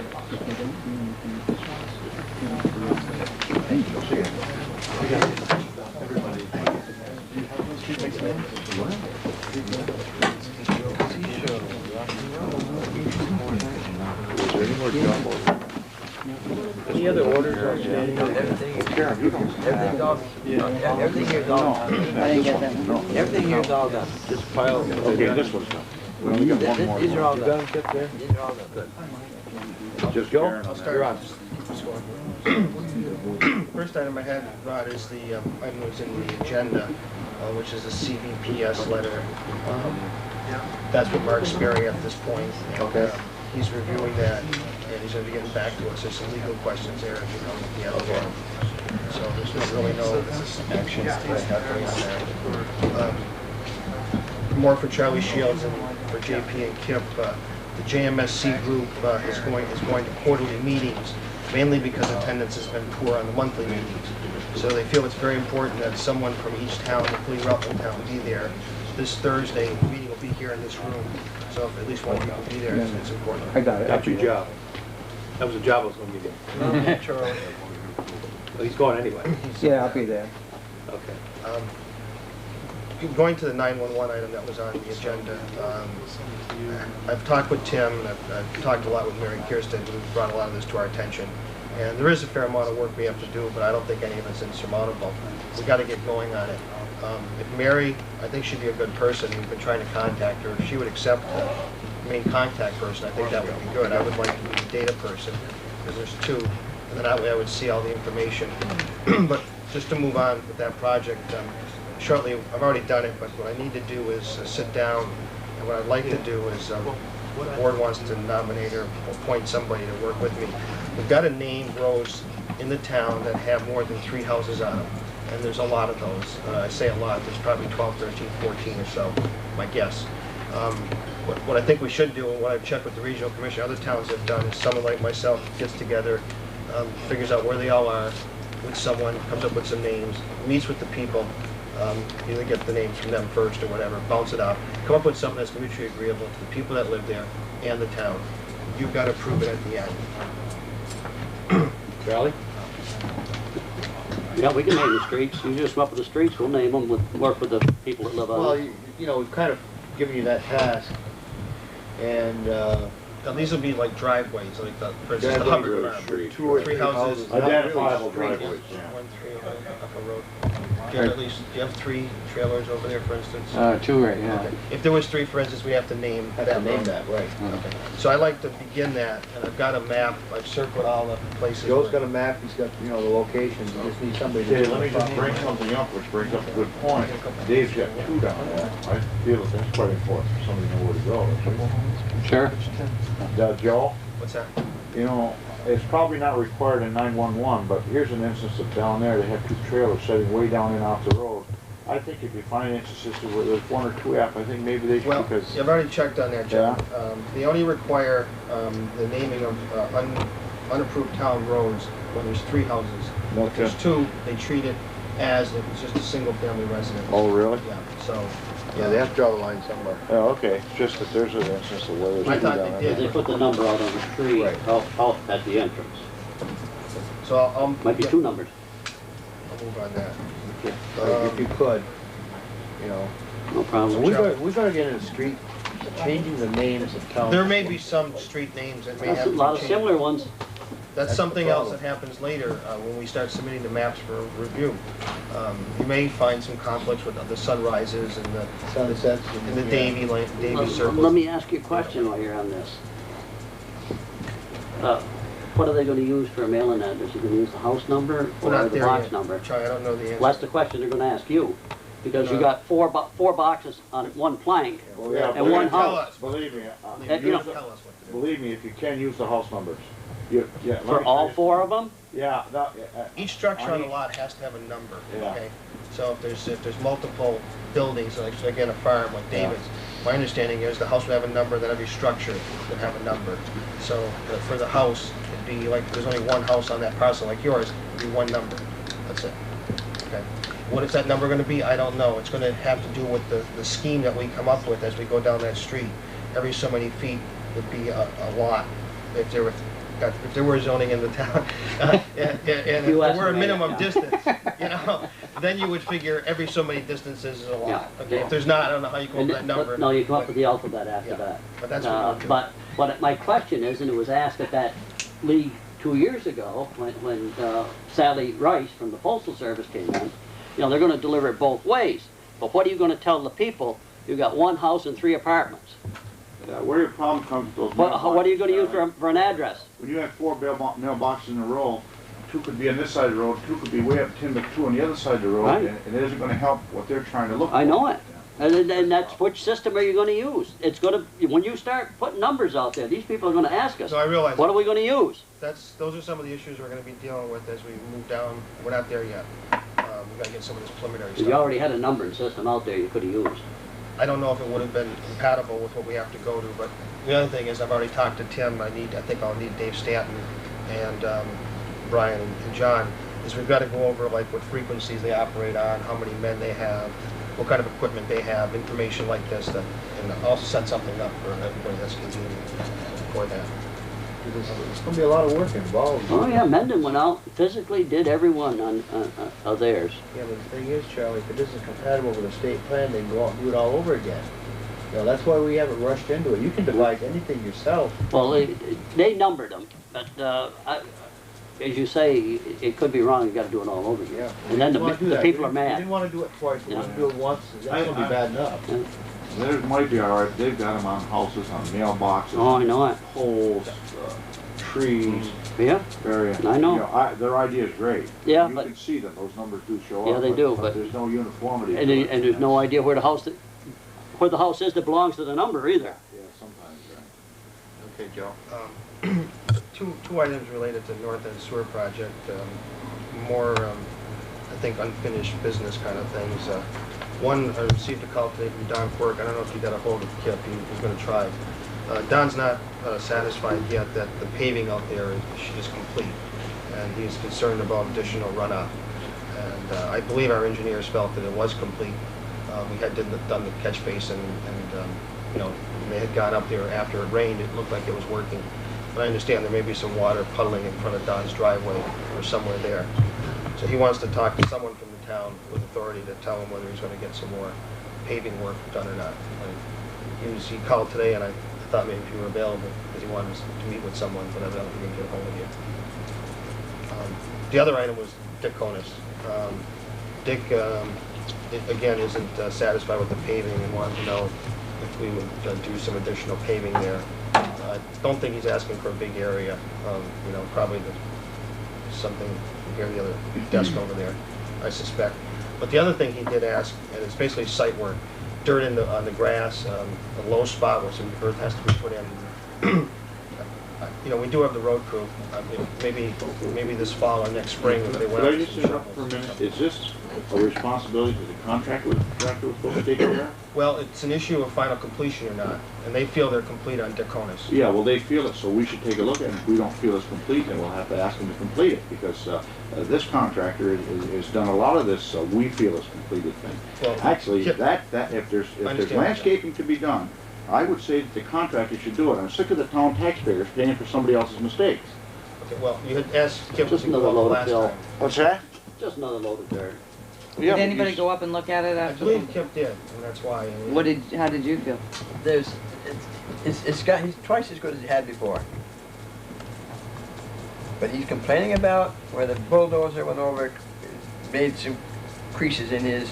Well, if about that deep, and he wants it all repaved. Yeah, well, okay, and I'm not saying that that's wrong, right or wrong. What I'm saying is, it was the contractor's bulldozer that went over it, so that the contractor's bulldozer left the grooves in his blacktop or whatever they left it in, it's the contractor's responsibility. Rutland Town didn't make those grooves in there, the contractor did. So why are we footing the bill? Tell the contractor to go Did he before have we to give go him his over that final too? payment and take care of the damages. Did he have to go over that to satisfy his complaint from the last time? He wants it all repaved. No, but did they have to go over it with their equipment to bring in the other load? No, it's not on the new, it's on the old stuff. I think somebody had to have a good meeting with that contractor and bring them to all of these problems, and then we'll iron it out from there. Mr. Twitter got his load of dirt. Yeah. They're very happy. There's no complaints. They're gonna be happy because it's the last load to get it. They're not getting no more. No, he's totally happy. You know, the gentleman obviously has an attitude. A couple of times, I wanted to pass that on. He doesn't know how to, try to talk with respect to people. I put up with a lot more than I normally do from people with that gentleman. And I'll tell you, if he'd have called back, he'd have found me a different person, I'll tell you.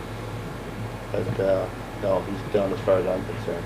Only because Cooley agreed to the load. He wouldn't have got a load out of town. The dirt cost somebody some money. Oh, yeah. It wasn't free.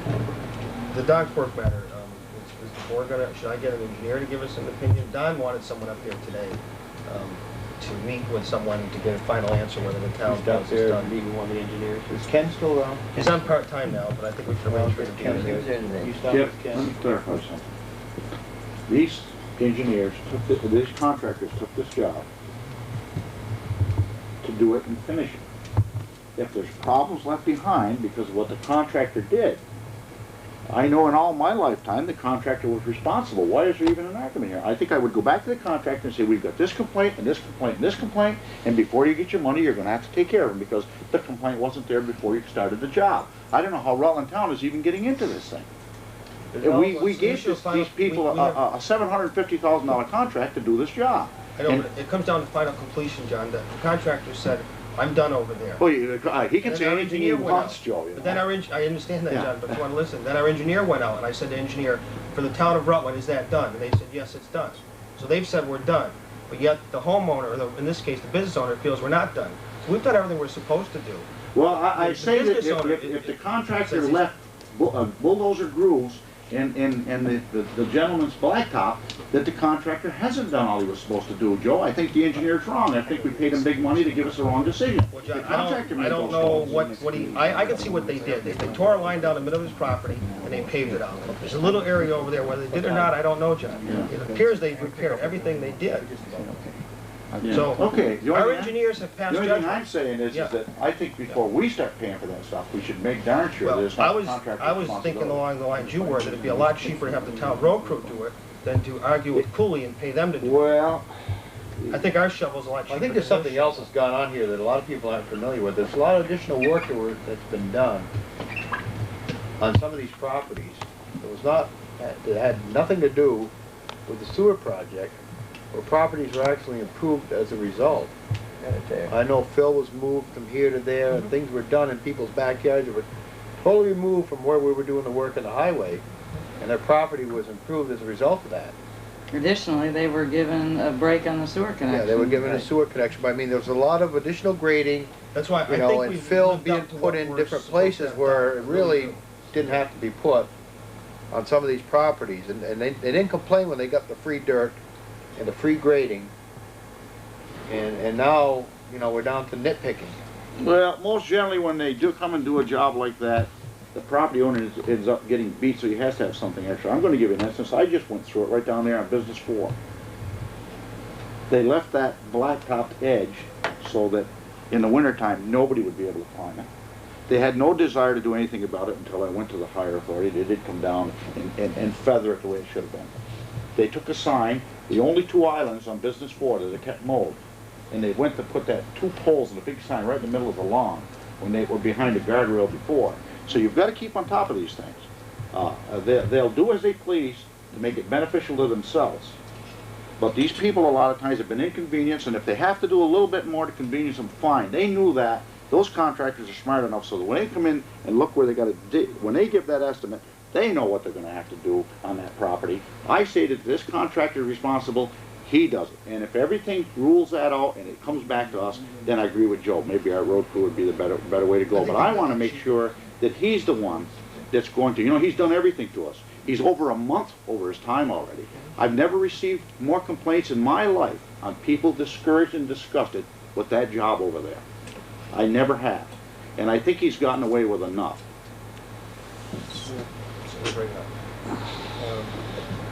Marshall had asked me to check on the requirement, Marshall Fisher asked me to check on the requirement that he may have to go into what's considered a drug testing pool. And quite frankly, the DLCT said there was no question that as a road commissioner he had to be in a drug testing pool as of January 1, which he currently is not. However, Mark Sperry is not sure that Marshall needs to be in the drug testing pool. However, the bigger question is whether the drivers who snowplow for us, if we're considered their employer, and if we are, then we're responsible to set up a drug testing pool for them, which could be a something of a burden for the town. If that were to happen, the LCT is in the process of putting together a bunch of these things, or several, and they would encourage us to get together with other towns. So Mark doesn't have a final answer for me yet. He's researching it. Okay. But if we have to do it, then we will do it. Yeah. It appears people with commercial licenses have to be in a. Oh, I think CDL. By January 1. Right. So we need to keep moving on it. I've gotten some information, but we're waiting to hear something else. John Paul, do you have to leave? I do. Thank you. Okay, John, thank you. Well, if you're going to coming in on the games like that, right? I'll be done in a second here. There's a lot of matters going to do, so you have to be excused. John, back my car.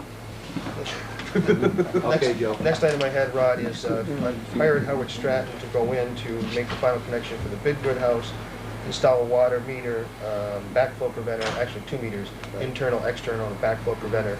He'll notify the city before he turns it on, and we should be all done at that point. Good. Looks good. It looks very good. City said since I was going to be bringing him up that he can do all the work. Looks very good. On that project, it's just my own opinion. I've been up and down the post road a couple of times. It seems like that wasn't really compacted very well. It's quite a drop. On the road itself? Yeah. What probably you're going to do is let it pack and then fill it with pavement. Yeah, because I mean, we probably should keep an eye on it. Yeah. It doesn't. No, that's not done. That's just. Nothing more, speaking of that, nothing more is going to be done to repair any of Post Road? We Friday, you were the trailer Friday. That came up here, and what do they call it? Shimming. They did some shimming. It's all settled again.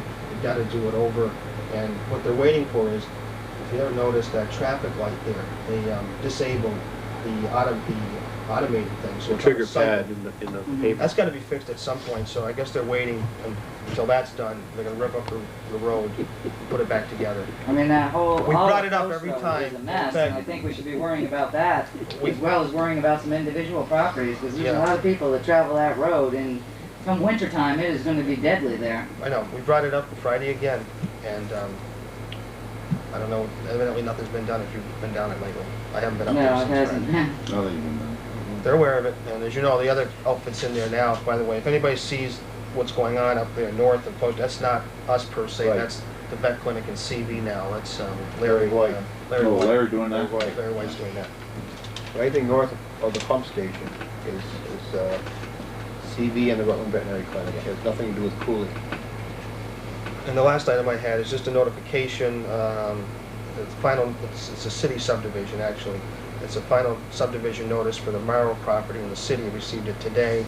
That's where the rumor has it for the grocery store. Right. So we received actual notice of that. Pardon me? That's still. Did they make a determination yet whether there's involved land putting that street in there to put it over 10 acres? I don't know about Act 250. I just got a letter from the city. There was a question. If they had to put a new street in, see it's 9.37 the lot, that puts it over 10 acres, then it becomes an Act 250 situation. They want to line it up with the Marble Avenue. Light, I believe. And put a new street in. So a new street. If it involves a new street. That's that property, which would bring it out exactly across from Curtis Avenue. And would involve a four-way light there. That's the last that I've heard. So they're gonna, if they put the street in, I think it's gonna involve. It looks like a real considered involved land. spaghetti lot for that kind of store. I don't know. I thought so too. I look at it every time I go by. Yeah, I thought so too. Skinny. Martin's was taking a close look at it. Yeah. I understand they've done more than that, haven't they? From what I understand, of course, you know that they had all the plans for expansion where they are, taking the trees out and going to the south there, and till Juster found out about it years ago and he put the squash to it. They wanted more land 10 years ago. But yeah, they had a whole proposal in the back of the road. Yeah, we got all the plans in there, yeah. I don't know whatever happened to that. Well, I think... Juster they didn't go through Juster. And then he says, well, you aren't expanding here. Mark Juster's passed away since then. Yeah. Yes. We all know the... Yeah, the son's running it now. Yeah. Okay. That's Anything all I else, had, Rob. anything else for Joe? Fire Chief Tim Perry? Nothing? No. Okay. Dick? Yeah, I got a call from Tom Tiranzini, and he wanted to donate a Christmas tree. I told him, you got something that you promised to him? Tony was going to give us one. Yeah. Well, the Tiranzinis got this beautiful blue spruce, and they've got to cut it down. The roots have gone into the sidewalk. So I went up to look at it, and I was wondering that if Tony him next year. Sure. If Tom wants to be, it has to be where it is, let's take Tom. Yeah. Tony doesn't have to. We'll just tell him the situation. Yeah. Charlie, bring it over sometime if you come. I don't want to hurt his Pardon? feelings. Bring it over sometime. Well, if Tom, Where is it? yeah, I look at that tree every day. It's a good size one. I never took a good look at it. It's a good size. School? Tommy? Tom. Oh, yeah. In fact, you're going to have to get it into pipe. I was just going to say, Taper it. You're going to there's have... going to be a problem getting it all into home. Blue Ridge, Dick? Tom's on Blue Ridge. I'm Blue Ridge. Blue Ridge, yeah. She showed me where you... Yeah. How did you arrange, like, to get it out of your backyard? Well, I used to drop them and bring them off to the driveway, but the bigger they get, the harder it is. It's just close to the road in the backyard. The backyard. But there's a way to get in. It isn't on frozen ground, you're gonna... Let me take a look at it, Dick. We'll definitely take Tom's view once it all there. Yeah. So, let me just... Why don't you appoint a committee and I'll be on a committee with you. Yeah, okay. Get a flatbed. If he wants to, Yeah. and it's gotta go. That'd be the way to go. I wouldn't For another job. Yeah. Okay. Charlie, we'll take a look at it. You think Marshall will let us do the front end loader, or do you keep that under lock and key? No, that's a rule. Do we still have one? Low bed with a winch, and we could probably winch it out, I was thinking. Who's low bed? Ray Nutty. Yeah, let's make it good, right? Yeah. How do you stand it up though? Here. Huh? Get Mike Leonard? You gotta get Mike. We'll get Mike with his. This is, you talk about committees, this is a committee project. And then we have people standing around watching us put the lights on. What are you pointing at me for? That's right. I helped you with the lights. Before you know it, You did, Charlie. you know, now's the time to be thinking about Yeah. moving these things. Yeah, a letter from Next week, because deer season's Tell coming him, up. Dick, you know, as long as you, not probably not being able to do other, we'll take it. I'll just tell Tony we'll do it next year. Yeah. Okay, We had fuel oil bids due today at 4 o'clock. I sent out bids to 7, 4 of them responded. And the key to it is to look at what the markup is. Right. And 3 of the 4 have got the exact same markup of 10 cents per gallon. Sherman Allen, Johnson Energy, and Agway. We're presently getting our fuel oil from Sherman Allen, so it's up to you if you want to switch or just continue on. But well, I'm sorry, what was the story on price? What was the fourth? The fourth is Rutland Fuel. They were 14. That's the thing you want to look at. Is 10 cents. Okay. That's their profit in transportation. Okay, Sherman Allen, including the markup, is .627. Johnson Energy would be .63 flat.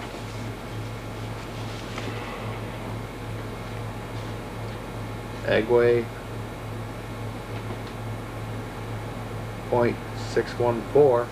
Okay, but that would include the 10 cents. Yeah, but so that's it's .514 plus 10 cents is .614. That's the lowest so far. And don't get confused by the finish. Yeah. In other words, what's the last? .6596 is that Rutland fuel. Yeah. See, the rack price can change by We know that, but we have to take It came with all of them, the right? best information we've got available. I mean, unless we're, Because you know, it's like playing, cheapest, we're like yeah. playing a stock market. I mean, things fluctuate every day with these fuel prices, but we have to take the best information available to us at the time we have to make that kind of decision, which is now. And I look at Agway as being the low bid at .614 as of tonight. Okay. Look at over here. There's a rack price from $49.95 to $52.85. Okay. I would question. But how does that compare with the other ones? It's the markup is the same, the 10 cents. Yeah, the 10 cents is uniform. Yeah. With the exception of And that's Rutland fuel, which is more. Yeah, that Rutland fuel is $14.01, so that puts it. They're all, yeah. Don't. Well, just answer me a question. We got 4 bids before us. Yep. Who is the cheapest one that we can buy oil from? Well, if you look at what they. I'm looking at you writing the check. When we get a load of oil, you write the check. Which one's going to be the cheapest for 1,000 gallons of oil?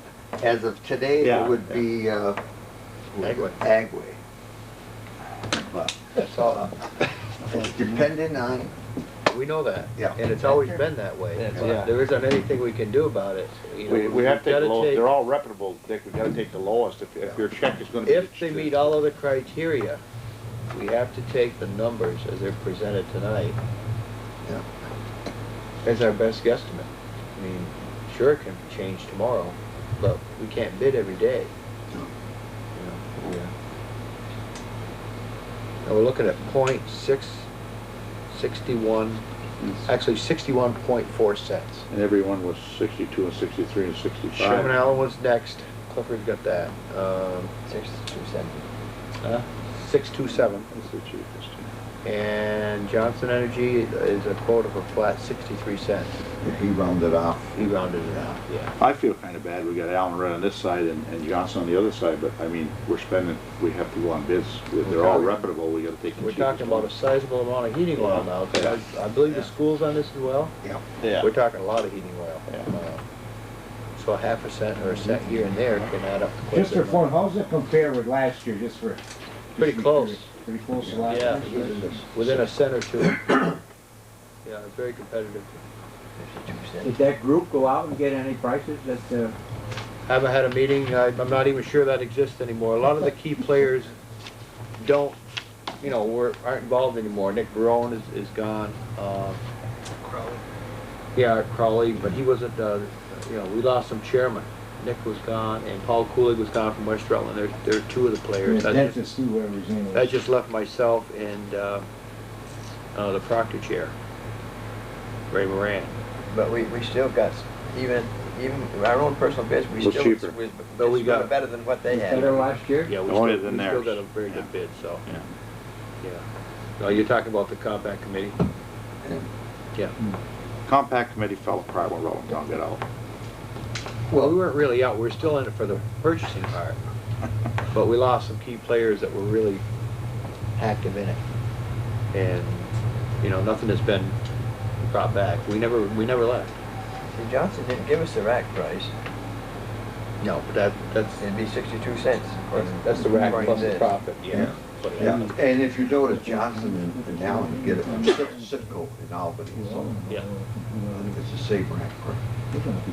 I don't know, It's a bid process, and Agway is the cheapest. All 4 of them are very reputable. okay, the cheapest, well, I know. I don't know how we can technicality, pick the cheapest for today, Yeah. but you'd have to Well, watch. If for some reason his supplier Okay, how about if the other suppliers do the same thing? Then what happens They're there? doing the same thing when They can do the same thing. I'm telling you, those everybody's looking for volume, so those suppliers aren't going to raise anything unless they have to.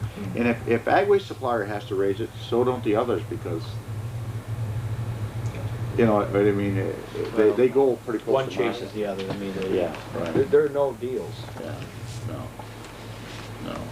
It's sad that we have 2 neighbors that we can't get, but I mean, we're sitting here, like you said, for an awful lot of oil, and that's quite a bit of money, and I think we have to.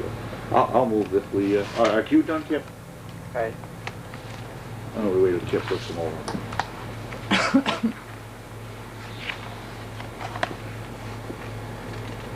I wish somebody could explain this rack, but I think, Well, you explained the check, Dick, that's what counts. 614 is what he. What's that? 614 is the cheapest. 614. I moved that we take the Agway, which is the cheapest of the three, and I suggested we of the four, and I suggested we write a letter to the other three and thank them and hope that they'll bid again next year. Okay, we have a motion to accept the Agway bid. Do I have a second to the motion? Second. Karen, thank you. Discussion. All those in favor of the motion say aye. Aye. Any opposed? Okay, motion's passed. what they usually do is they'll, Sherman Allen will come and top off all the tanks. Yeah. Oh, yeah, that's all right. Yeah. He's got it, when is that, November 1st, or December 1st? November. November 1st? The other thing is this forest fire that we had. Yes. Okay. Up to Bill Muse. Yeah. Okay. You have to sign, each of you sign there. Right. For our reimbursement? Yeah. And then here. So there's 3 pages to sign. Okay. And we sat on these for a couple of weeks knowing that the firemen's checks are going out. So we'll put 2 checks in each envelope. Because most of the firemen fought the forest fire. And the firemen's checks will be cut tomorrow.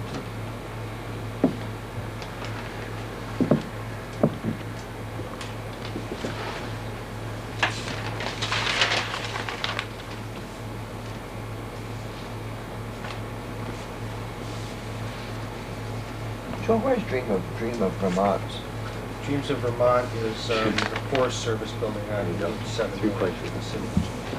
That's It's a corporate That's a few. name for that business, Okay. the guy who owns the building. I think What's the that owner got to do with us? has to do with the storm separation within the city. Okay, I got one more item here, and that's the sign off on the transfer station. Final, right, Joe? Yes. Okay. Yep, if everybody's in agreement that, as you indicated. As far as the train Henry's concerned, the contractor has met all the requirements. We said no, we weren't going to pay him the additional money to reseed it. Find somebody to do it or do it ourselves for a lot less than that. And I guess that was the only bone of contention, All 3 right? sheets. That's it. That's the That was grass it. issue. Okay. So, what's your pleasure? Do we, What's the balance we owe? just 2,600 is this? 2236, 2236. Current payment due, is that? Yeah. Is everything, if everything's all set and we own the money, we should pay it. All but the Yeah. seating, and we said we'd do that We ourselves. said we do it ourselves, so that's, if he's got the money We coming to don't him. hold back anything for a year? It's been a year. No, that's... No. No, this is, No, it wasn't a year holdback on that project. No, June, actually. You're on the committee, Kip, everything looked all right? Yeah, I'll accept the grant. Yeah, I'd say if everything looks all right, we took the grass as our responsibility, he's got his money Got the coming. pigweeds chopped down. I move that we give him his money. Have a second to that? I was thinking we kept a retainer for a while. I don't know why Check. we sign off so quick. If we had a retainer, we have to know that before we did. yeah, but see, you had an inspection, then you all agreed. Yeah, we had a sign off. Yeah, that you hold back. If we weren't satisfied, Well, we the should. inspection is there, but you still should be a retainer for a year. I don't- Whatever the contract What says. kind of retainer we get out of Cooley? There's gonna be one. What is it? I don't know. Stress. Hey, we do it on individual contractors for the roads. That's right, When they put a road in, why shouldn't we do it with them? that's right. You know. Do it with everybody. Okay, I got a motion to proceed with signing of this final payment. Do I have a second to that? Second. Second, thank you. Everything's fine. Any discussion? Everything's been checked and it's fine, with the exception There of was the an seating. inspection tour done, yes. All those in favor of the motion say aye. Right. Aye. Any opposed? Okay, motion's passed.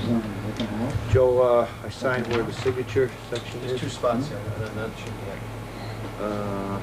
Second yellow tag there. Yeah, but one says authorized representative, and then it says signature. These are confusing because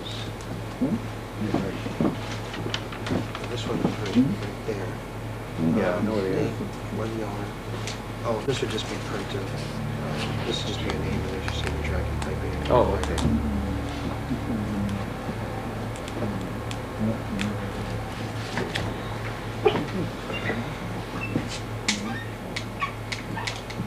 I'll put your title on that. Yeah, okay.